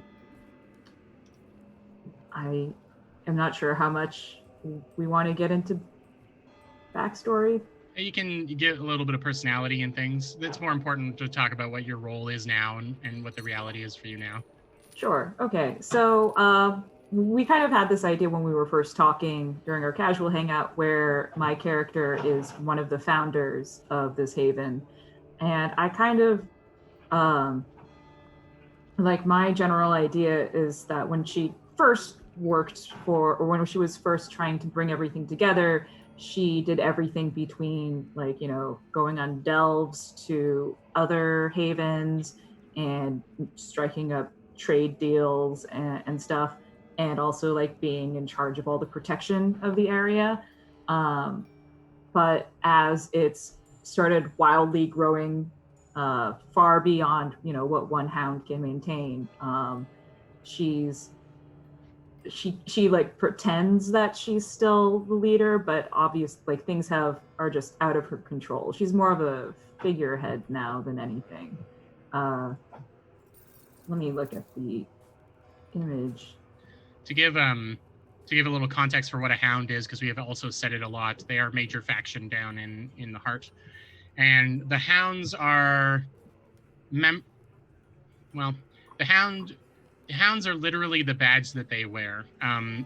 You become a hound basically by putting the badge of the hounds on, and suddenly you are a member of the hounds. Effectively, you're haunted by a member of a long-lost battalion that came down to try and tame the heart and failed horribly, and now their badges are scattered across the city beneath, and they kind of just look for people who are going to be willing and able to keep other people safe. And if you should find one and put one on, you're going to find yourself more inclined to do that. Ochre has her own backstory, which we can get into later, about where she got her badge. But yeah, just to give some context for people who may not know the world. Sorry, go ahead there, Sharon. Yeah, I suppose I guess I would love some more discussion on what Ochre does now, as definitely not the only person trying to take care of the city. I guess maintaining defenses and kind of being an armed escort for people who are traveling between local, like, nearby havens might be the big thing. Maybe you become something of the face, in the sense that you're the person that arranged all of the original agreements with the neighboring landmarks, and so now you're in charge of. No one else wants to do that job, and the Incarnadine has no time to do it, and so you are almost an ambassador. It's become a lot more formal for you, Yeah. which is maybe not super exciting. anymore. Yeah. Yeah. And you want What's something. your... Oh, sorry. No, go ahead. Go ahead. What's your relationship like with the telepathic children? Yes. Let's talk about the children more. Yeah. My favorite part of this session 0. Would somebody think of the children? Sorry. Goodness. I mean, do you have any suggestions for making it more interesting? I personally would just think she thinks they're kind of creepy but useful. You can. I wonder. I want to ask almost if they respond particularly like well to you because you were one of the first people here, like, and you created this space, this safe space, and like, are they constantly like hand delivering notes to you or information? Oh goodness, they're haunting me all the time. Is that what you're saying? They really like you. They appreciate you in a weird, creepy way. I'm sorry, like. When I'm trying to think of how to make something interesting, what I do is I take what's the obvious thing, which is that you are weirded out by the children, and then flip it and make it be you actually think that you don't think they're weird. They've been here maybe since the first family moved in, and you are. Well, because I guess if I've been there the longest, yeah, then I would have more time to get used to them, right? Yeah. I have like a whole. Like, I have, like, a belt of ammo and then a belt of sweets. I love that. And you just know you're the cool aunt that knows how to get them to kind of do stuff. Yeah, because sometimes they can be real creepy brats. Like yeah. You know what they I mean? probably see you as much as like a part of the city as they see themselves because you've been there since you helped found the city. So, like, they might see you as just a part of everything else, and other people are more like interlopers. Yeah, I was gonna say, like, and didn't we say they've kind of gotten like more and more as there's been more of them and like more stuff has happened. They've kind of got more weird. So maybe you saw them when they weren't like the worst. When it was like, oh, now they're the worst, but back then. Okay. Yeah, I don't that's know. That's a really good idea, actually. It will require a little bit of study on my part out of character. About how to like children?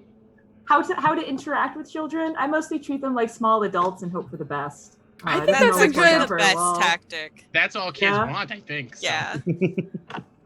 Yeah. Fair enough. As long as you treating them with respect is kind of what they don't get a lot. So. Yeah, and okay. I feel like that also makes sense, like, character-wise, for you to treat them that way, and, like, probably other people treat them like children, and as we've said, they're, like, more than people give them credit for, and maybe you actually give them the credit for all, like, that they do, and so that's one of the reasons why they appreciate you? I don't know. Yeah, I mean, definitely, since, like, I think we kind of talked about how there aren't as many hounds in this haven as a haven this shot size should probably have, so the children are an invaluable resource for kind of like, keeping tabs on the pulse of the haven. They're honorary hounds, houndlings. They crafted their own little badges out of puppies. wax. Oh, the pups.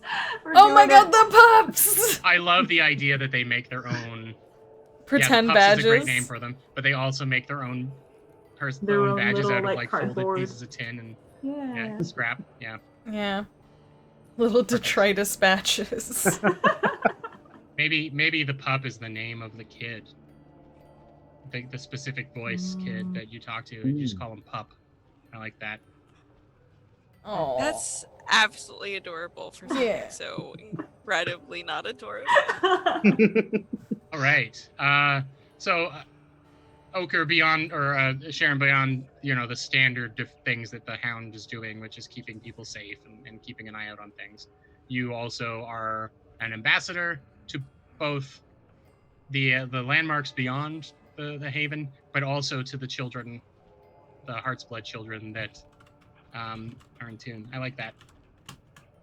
Is there anything else that you want to kind of be a big focus right now? I mean, this will grow and change, and we can add to it, obviously. Okay. Yeah, I can't think of anything right now. Okay. This feels pretty like a really good starting point. Awesome. So you can go ahead and write your own words, your notes into your box. The next one around is Sam. Sam, tell us a little bit about your character. Okay, so Vantage is a dead walker. And a drow, but not from the Spire. I've decided that they used to live out in the desert, or maybe they weren't a great person and were summarily executed for some of their crimes, except it didn't stick. Do you want to explain that to anyone that doesn't know your character type? So the Dead Walkers as a class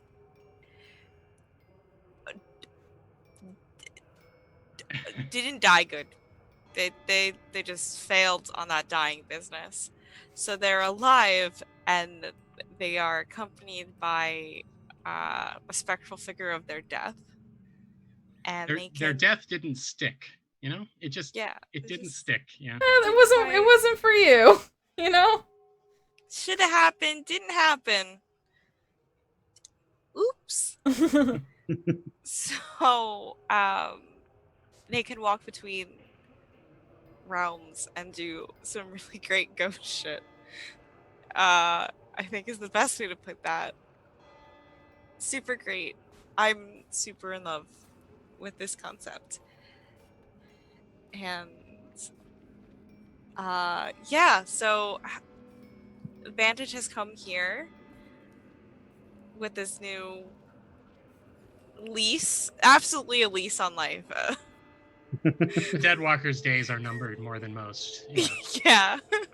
This is not a rent to buy situation. Right. This is like a 5-year lease. Drive it like you stole it. But aiming to be a better person this time around, and has come to the heart. Probably was on the way to Spire and like took a left turn in Albuquerque, and now we're here. But now we're here. And what kind of so the Deadwalker has a real spiritual kind of angle to it because of your being able to communicate with heavens and hells and the weird land of the dead, the gray. So there's some built-in stuff there where you obviously protect against the undead in a way and that kind of thing. But what do you see yourself doing specifically? I have definitely taken the religion domain. Okay. For Vantage, so I do think Vantage is probably maybe the closest thing this particular Haven Haven has to what's the a Haven religious having? Figure. Yeah, the Haven's having a religious figure, and it's a half-dead person I love it. who wears a big cowboy hat with the brim low and a good like handkerchief up to like the eyes. Great. I feel like the problem isn't that you're half dead; it's that you're both fully alive and fully dead. The average there is half. I guess it does average out to half. Yeah. It's just Schrodinger's dead walker. Yeah, you know, any given time. Yeah. It's just waiting. Keeps you alive until it doesn't want you alive anymore. Yeah, and we're good at killing things together. I was good at killing things anyway, and now we're good at killing things together. It's great. Well, nothing knows how to kill like death. Yeah. So, do you have a chapel, or do you run something like that?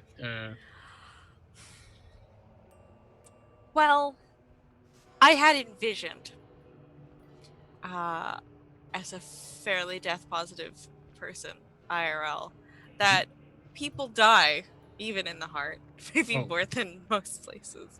You need to put those bodies somewhere. If you are lucky, you're lucky, the best thing that can happen to you is that you live long enough to die in the heart.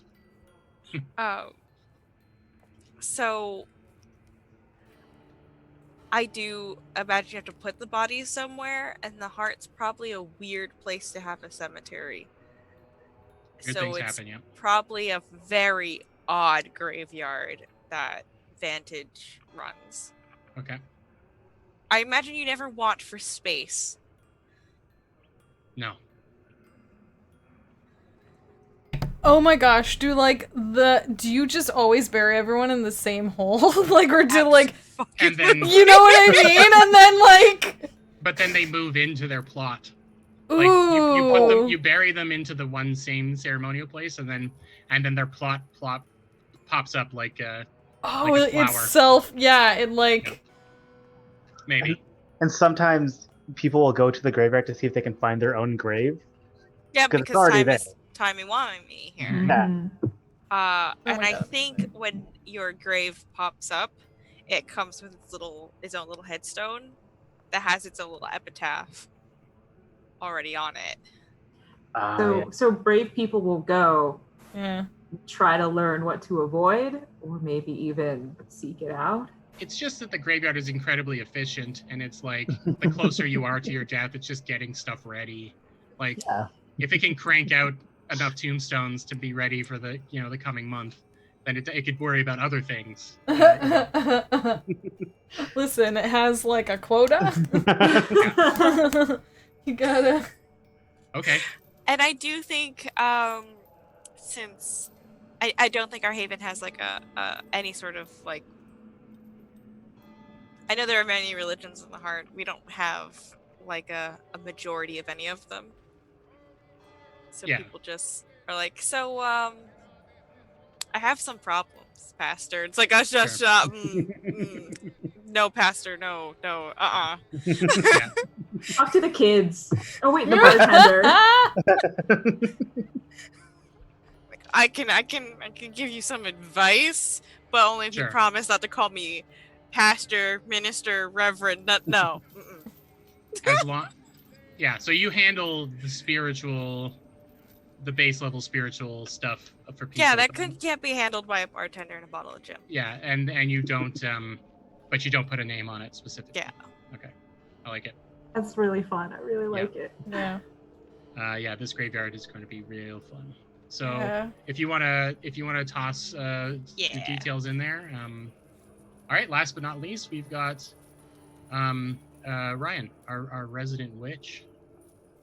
So I'm playing Roa, who is a witch, and I'm imagining, like, I liked the idea of like focusing on the kind of soothsaying divination side of things with these ill-begotten powers. So I kind of imagine that Roa is very particular about who they like to like help. Like they won't just do it for anyone. They have to be in a particular kind of mood. And if you're not friends or friendly, then it's going to take some convincing, and it's not always money that Roa wants. But yeah, like I'm open to discussion about like what it looks like more specifically. Do you have like a shop? Is that kind of an idea? Yeah, do you have like a services available kind of thing? I don't think so. It's more like go find Roa if you need something. You don't want the role, but the role got thrust upon you. Yeah. Basically. Like, is it by maybe referral only? Yeah, pretty much. I think maybe like Roa got to know Ochre at some point. Because I also took the skill, was it the one where I can see omens before going on a delve? The Crimson Mirror. Yes, Crimson Mirror. So I wonder if it's like at some point Ochre and Roa built up some kind of relationship where it's like Roa was happy to do some bit of divination to make those delves Tiny bit easier. Not safer, but at least let you know what might be coming. Mm-hmm. Yeah, Crimson Mirror is one of my favorite abilities in the game because it basically lets the player make up 3 horrible things that are going to happen on the journey, and then I get to make them come true. Yeah, I mean that is reason I chose to play the witch, because of that ability alone.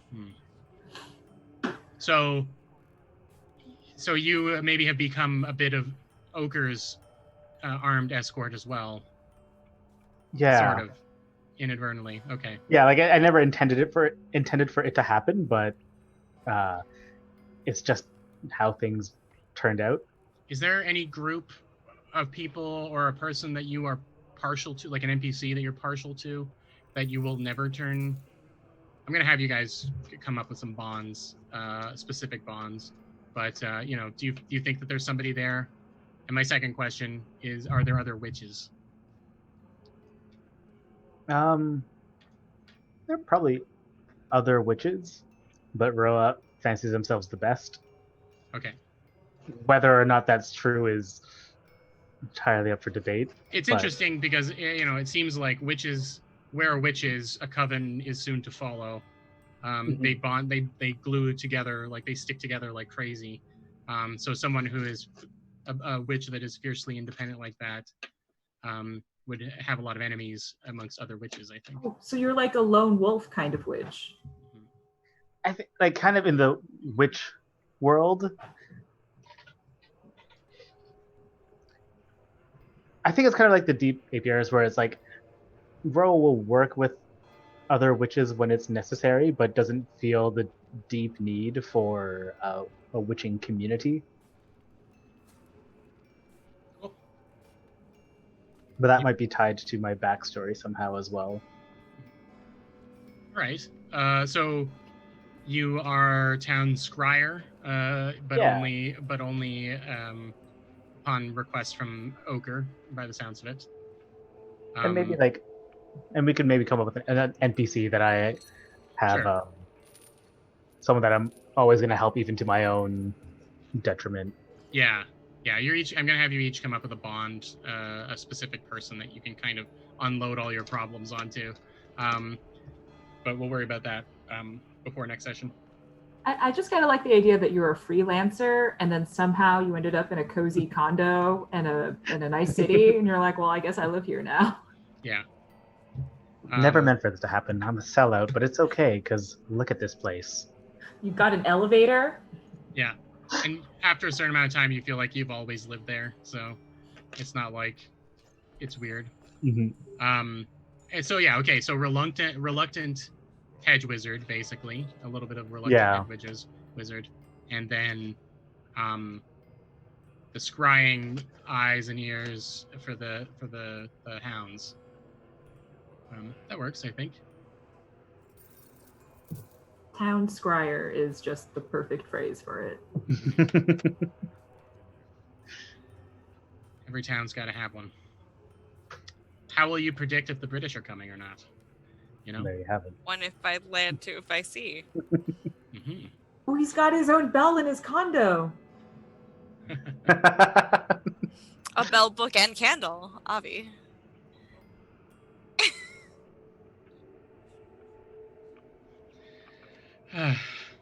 So, okay, Ryan, you can go ahead and write some notes there. Again, we'll flesh this out. So, I want to go back and just add our third domain. I feel like we're heading towards occult, because that's the defenses of the place, the weird shifting magic. I could see it turning into cursed over time, depending on how much the heart gets in. But I'd like to put occult up there, I think. It Is makes it a lot of because of sense. the children? The children are definitely cursed. I don't think anyone's going to argue about that. But as far as the nature of this place, it's definitely tinged with magic. So yeah. Okay. Lastly, we want to work out, well, not lastly, one of the next thing anyway, we want to work out some of the threats. What is we've already kind of answered, I mean, beyond the heart being a threat to everyone, what are the more specific things, that what is at least one threat that looms over the Haven? And it says drawing on your Haven's domains and your unique trait. What is the biggest threat that the Haven faces, and it's immediate and always present? And if we can come up with a couple, that's great. food shortages, I guess. If it's something so packed and populated. I think that is something that will happen. Yeah, that's something definitely will happen. I think we're looking for maybe a bit more of an existential or cosmic threat. Sure. I think it'd be interesting if no one starves. You don't know where everyone's getting the food, but children. There isn't a farm, but people always have food on their plates, and it's okay. Yeah. On top of the fact that the song is always calling people like to the heart, like it's always trying to draw people in that direction, does it also do... I'm just trying to think if every once in a while it just does something weird, like we all hear it, and then like look and suddenly, I don't know, something happen, like... Is it kind of like a brown note kind of situation where we all hear it and we all like brown note. Please don't make the Haven make everyone poop. I have limits. What's the actual term? No, I know what you're talking. Yeah. the audio weapon. Yeah. Like a sonic cannon. Yeah, I was trying to think of like every once in a while the heart song changes and something. Yeah, something weird happens and it's kind of unpredictable. Every once in a while, I don't know if that makes sense. Like, because it's already always calling people in, but like every once in a while, we all want to leave. Or like people that haven't been actively protecting against it, like walk out into the street and start fighting, or like, I don't know, some like weird stuff happens. Like we've sort of answered this question a little. Well, at least we provided a threat for ourselves at least a little bit earlier, where we were talking about that dynamic between the apiarists and the druid. There's the looming threat is that. That you're going to lose control and the place is going to either it's either going to shrink to a manageable size and then suddenly a bunch of people are homeless, or it's going to detonate and become a super apartment that is going to be impossible, that's going to just like start flooding the area with living space until and so that's the biggest existential threat, is that the balance is tipped too far in one direction or another. And I mean, the people that would want that to happen, would be other deep apiarists that don't like the idea. I think the other deep apiarists that are outside of this haven are going to be like, oh, these bees have gone bad, like they shouldn't be allowing this to happen even in controlled ways. There should be only 12 rooms in this building, not infinite. And then we have our druid faction, which would the wild, which are basically completely gone to the heart, that wanted to just be let loose. I mean, even maybe we could take it like House of Leaves, even, where you suddenly have like one apartment which has tunnels that just go on infinitely, and then people leave and disappear, and that's also incredibly bad. Like if you can just get lost in your own home and never return. Yeah, the idea that other dimensions, you are a weak spot to other dimensions, and threats of just invasion from elsewhere basically is constant. Occasionally doors open that lead to places. Or places that you're in threaten to collapse in on themselves. Yeah, like what if an apartment just collapses in, and then I don't know where that family went. Or you forget the family entirely, which is an issue. Is that you don't know, there's people that just disappear and then they are erased from the record, and you don't know to help them. Yeah. Maybe the record's a literal book somewhere. Yeah, the town ledger. Yeah, the town ledger. Gosh. I figure that's what the Incarnadine is trying to manage, is the town ledger. Yeah. Mm-hmm. All right. Okay. So I mean, a descent into chaos seems to be the problem, but yours is special in that you're trying to harness the chaos to make sure you have enough room to keep as many people safe as you can, and that is a ticking time bomb that looms over, and a perfect reason for the heart to want to come and to shut it all down. They're like, the heart is like, I make the chaos. You can't I just decide- keep I Xeroxing decide what the chaos hallways. says. Yeah. Yeah. You can't just My break off. job. You can't just break off a little piece of the chaos and use it for yourself. That isn't how it works. Okay. That works. And I mean, like- there'll be other threats and things. Go Yeah, ahead, Sam. we've been drawn here, so there's probably a reason. Yeah. What is that song? Reasons. We don't have Okay. those.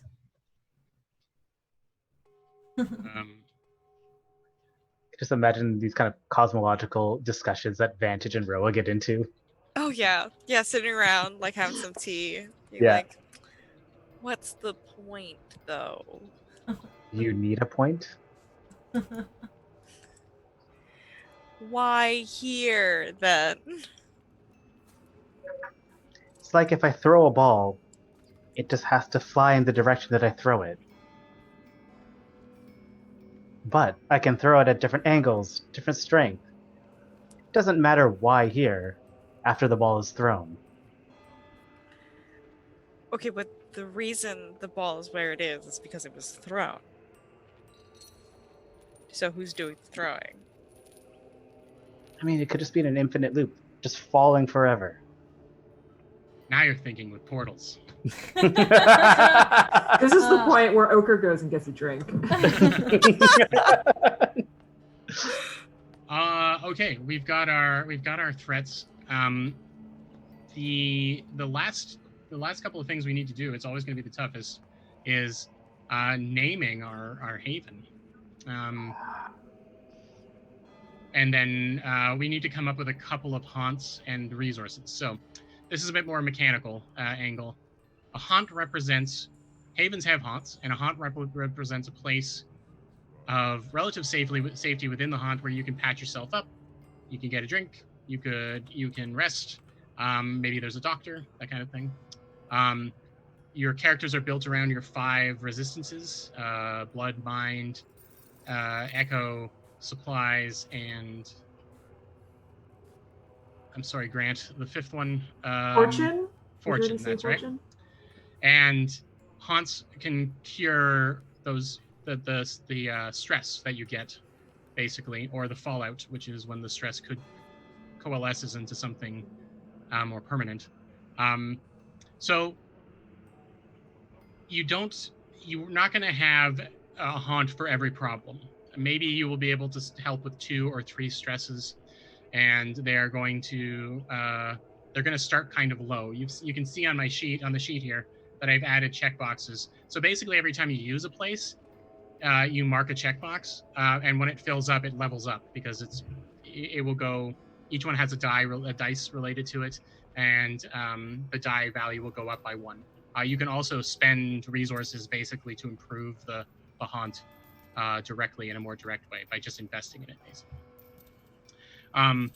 So some blood and mind stress makes sense, are pretty obvious. Blood is physical injuries and damage, and mind stress is psychological or just seeing strangeness and things, worries and anxiety and things.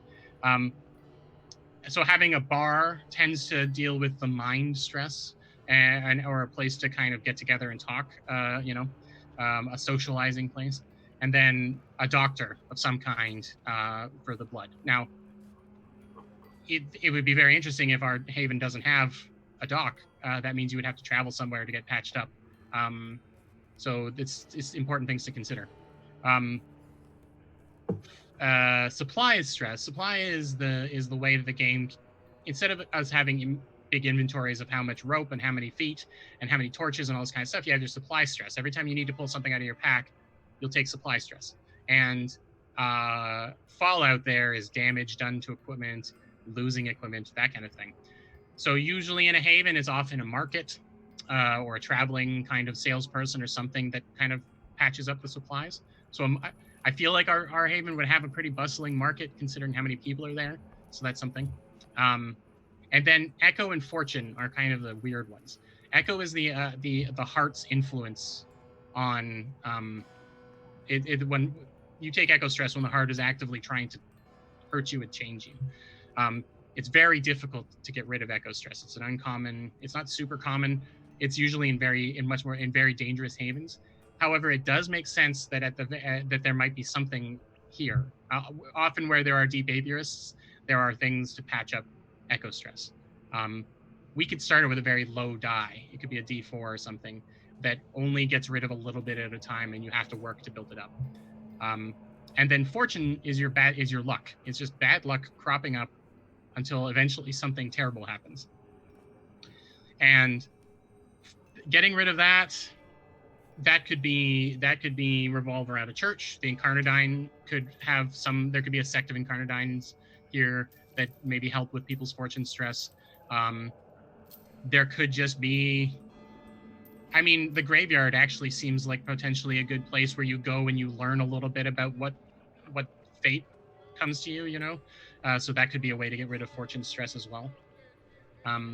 So yeah, we should either have one really big haunt or maybe like 2 or 3 smaller haunts. And I mean, the barkeep could also be the Sawbones and patch both mind and blood. There's no reason we don't pile it together, Does anyone have any thoughts?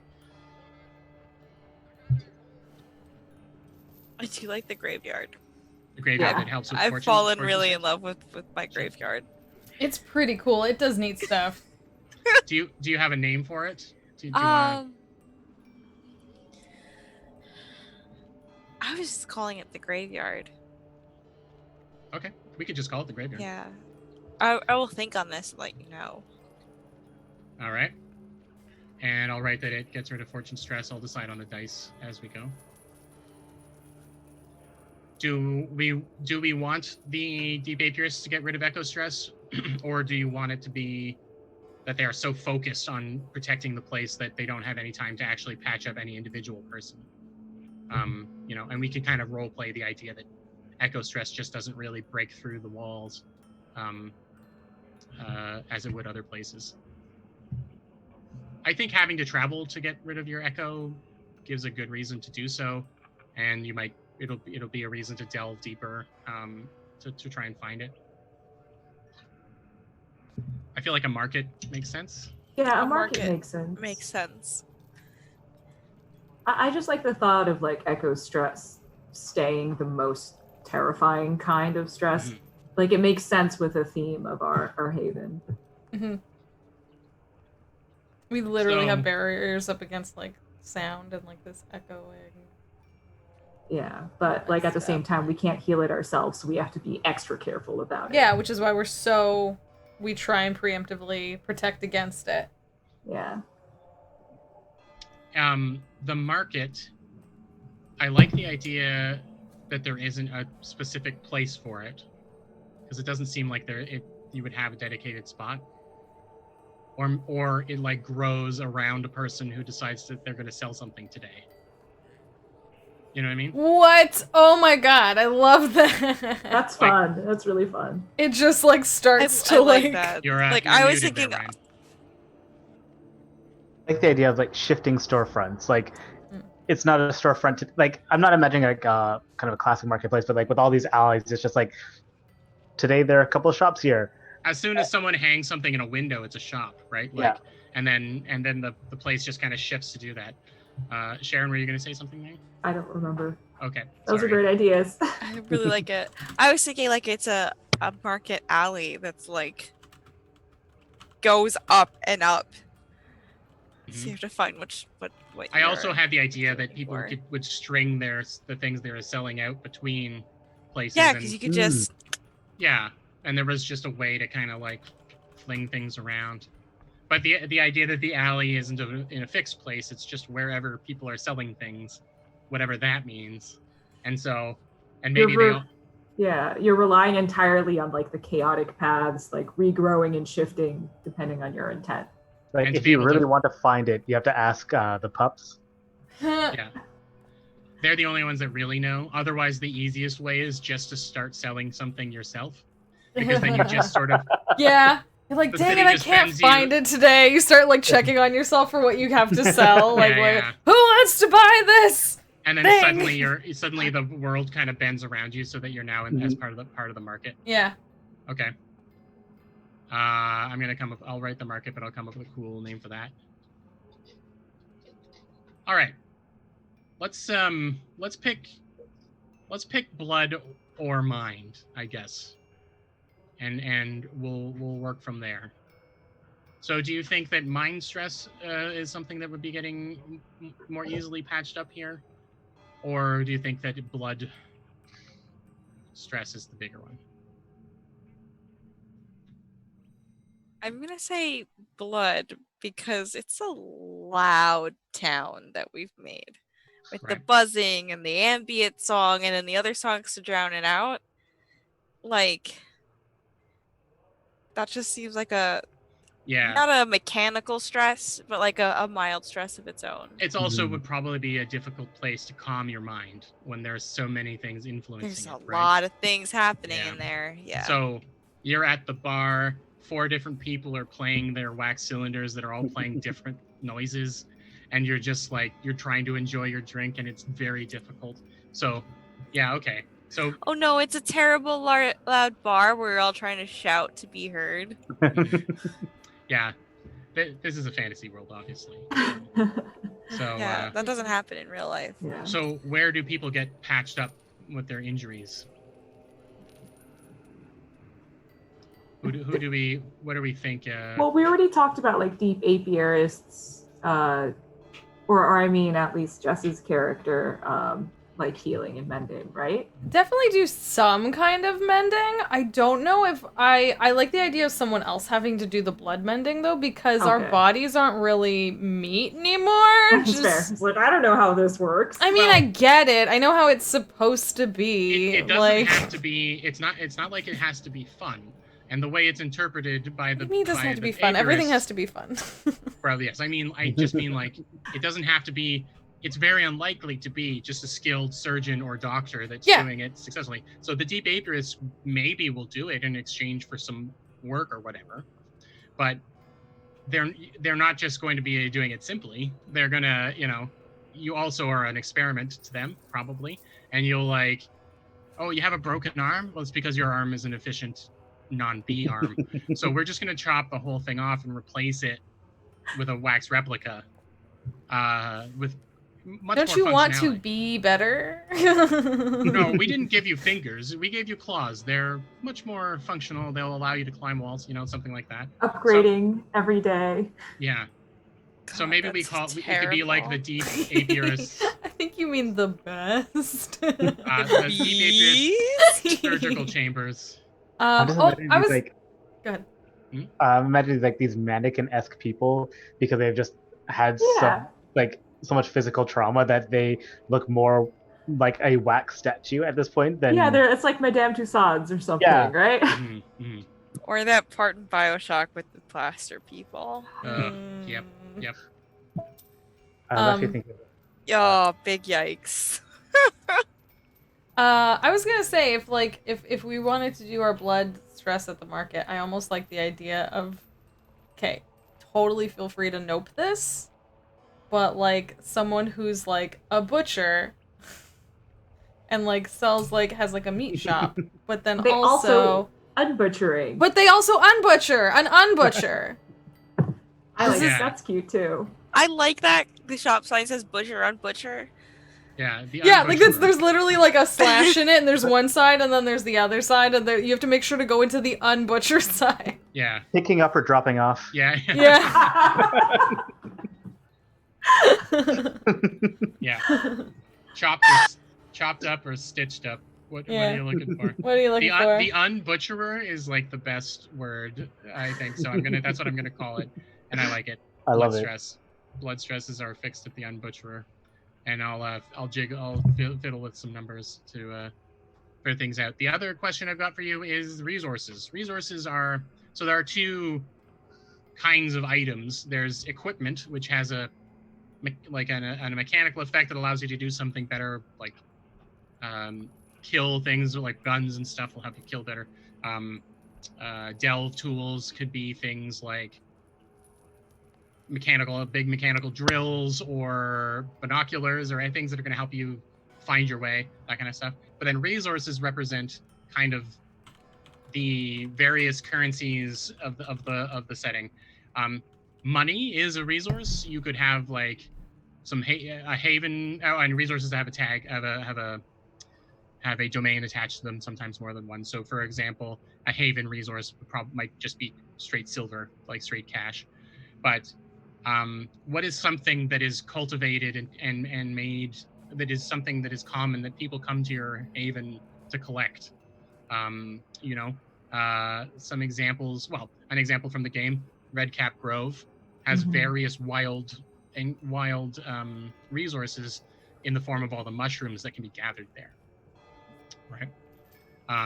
I think there's an obvious one in the wax cylinders, like the music, the recordings, that are like an occult resource of some kind. Occult and haven, probably. Is there a way that we could also have for a resource some sort of like engineered thing from our overgrown apartments? I don't know. I'm trying to brainstorm something, but I can't think of. What, like maybe like a home seed. I was thinking flat fruit. Flat fruit. I love that. Fruit. Flat fruit seed. Like something, I was thinking something you just plant and then it grows like a little bachelor pod. A little bachelor pod. A tiny house. Yeah.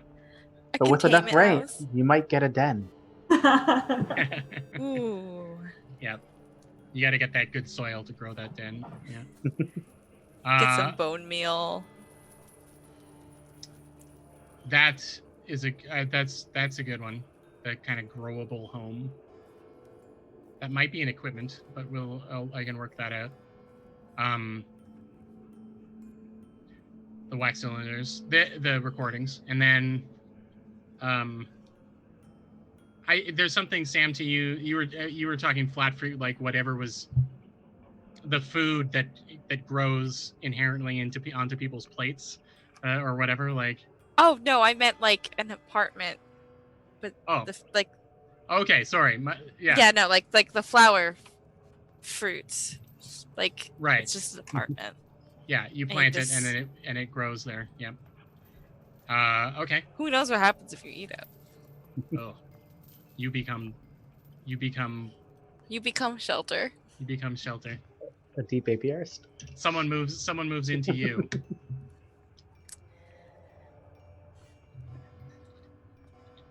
All right.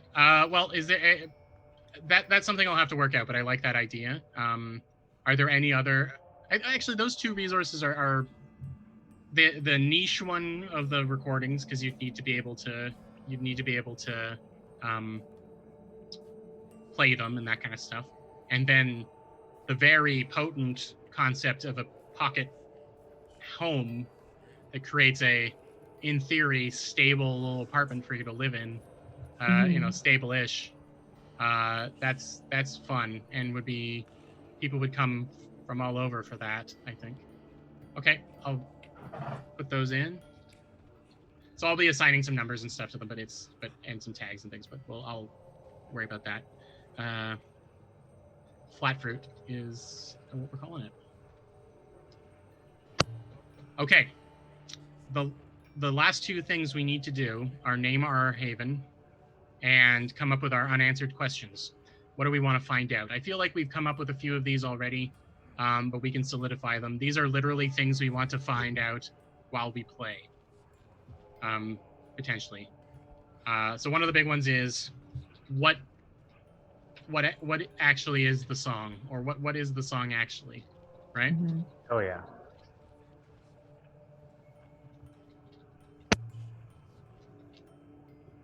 And maybe what are the pups? Yeah. Yeah.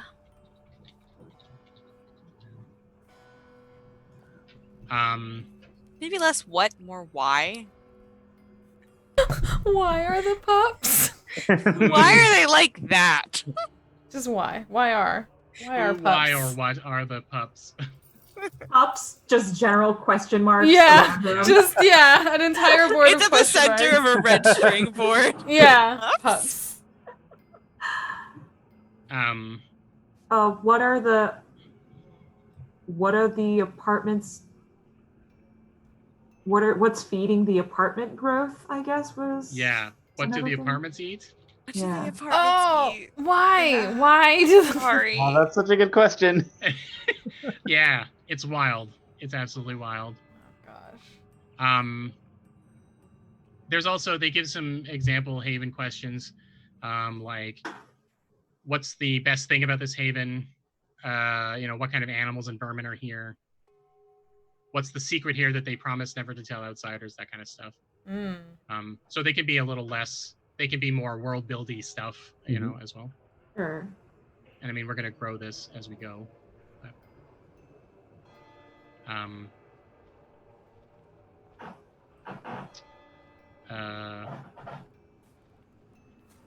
this is good for now. These are big ones that have come up through our discussion. Do we have any ideas for names? That's the actual hardest part. It is the hardest. I had something and I forgot it. No, I'm you have to so write bad these at things naming. down. I know. Something to do with dampening, like, because something that stops sound. I don't know. Something Yeah. like barrier, like a sound barrier, or something that's like sound dampening, right? Or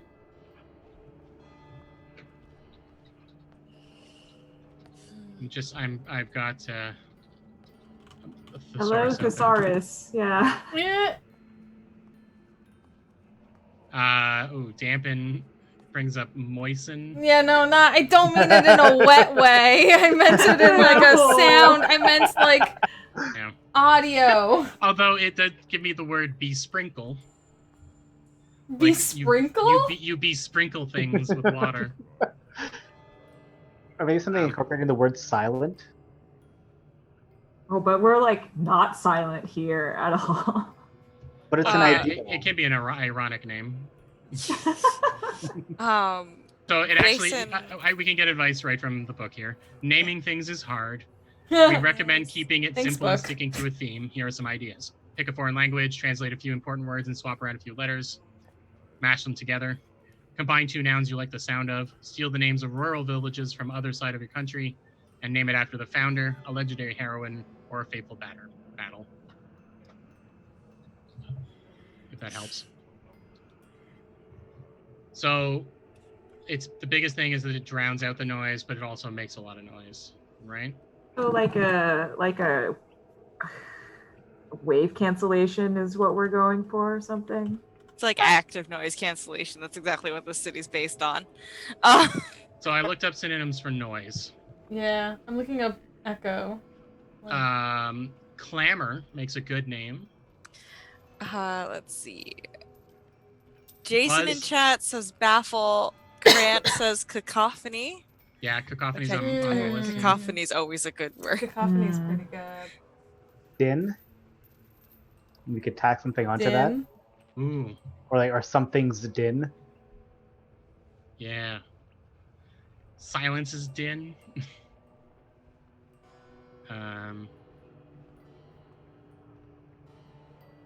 Hoo-ha. Hubbub. Hubbub. Hullabaloo. Oh my goodness. Excuse?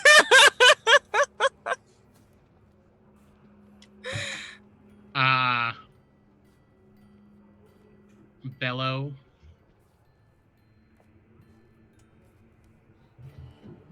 What did Jason say? Jason said baffle. Grant says cacophony. Nicholas says sinus discord.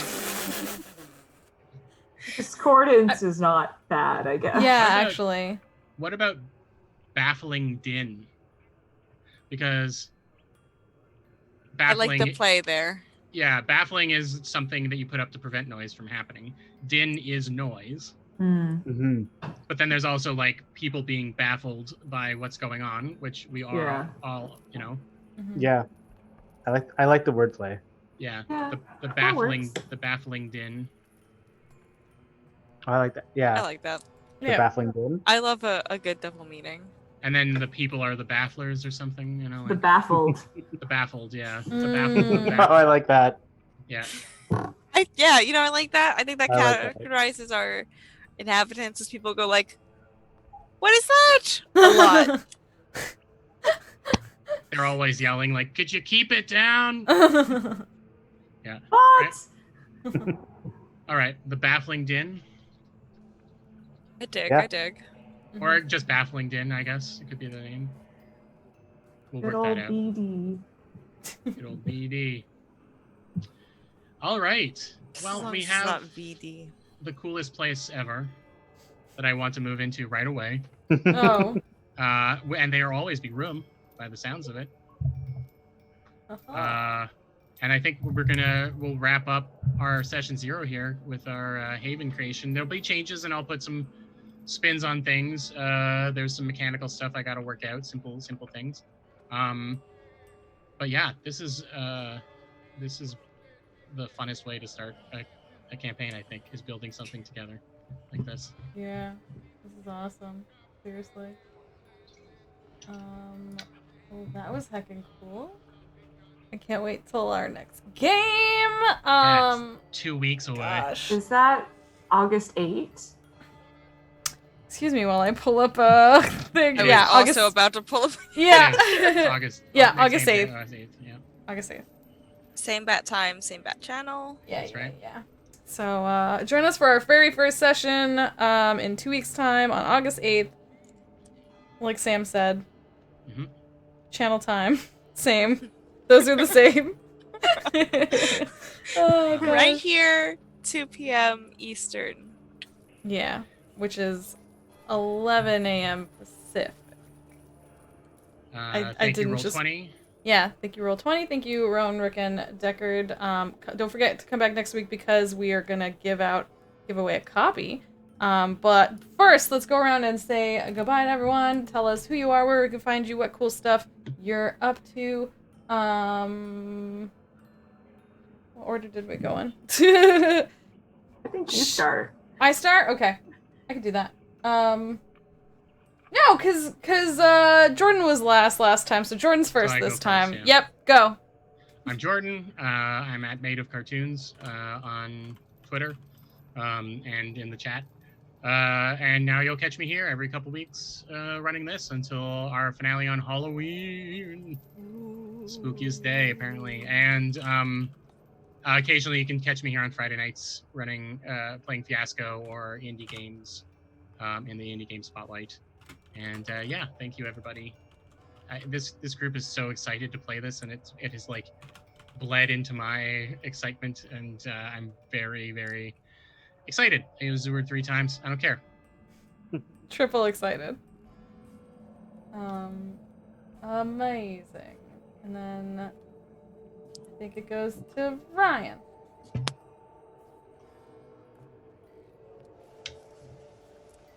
Ryan? Oh, So you can find me on Twitter at @TheOneTrueK. You can also find what? Sorry, You you froze for a froze. second. Sorry, go ahead. We're all yelling. We're sorry. Sorry. Oh no, it happened again.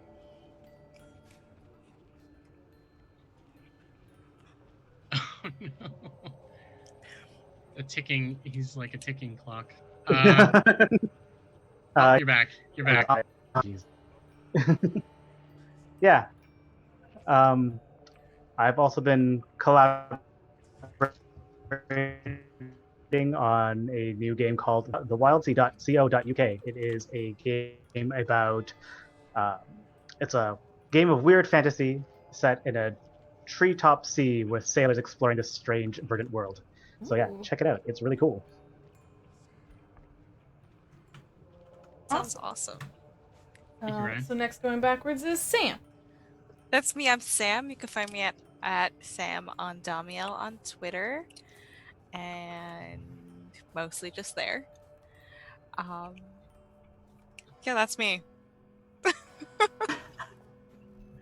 Awesome. And actually, I'm going to use this opportunity to shout out another game that Sam and I are going to be in. Right. Yes. Do you want to mention Yeah, it? we're gonna be on Salty Sweet Gaming, playing Burn Bright, the Roll20 exclusive tabletop RPG, and I don't remember the first day that starts. Me neither. It's in August, though. It's in August. Yeah, it's and in August. It's going to be on Tuesdays. Yes. In August. Over on Salty Sweet Games. And we're going to space, and it's going to be awesome. Follow me or Jess or Salty Sweet Games for more information on that.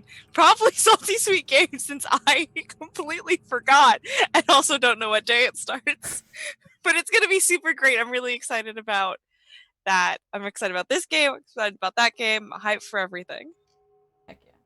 Thanks, Jess. No problem. I got you. It's all good. There's a lot to remember. It's fine. And next is Sharon.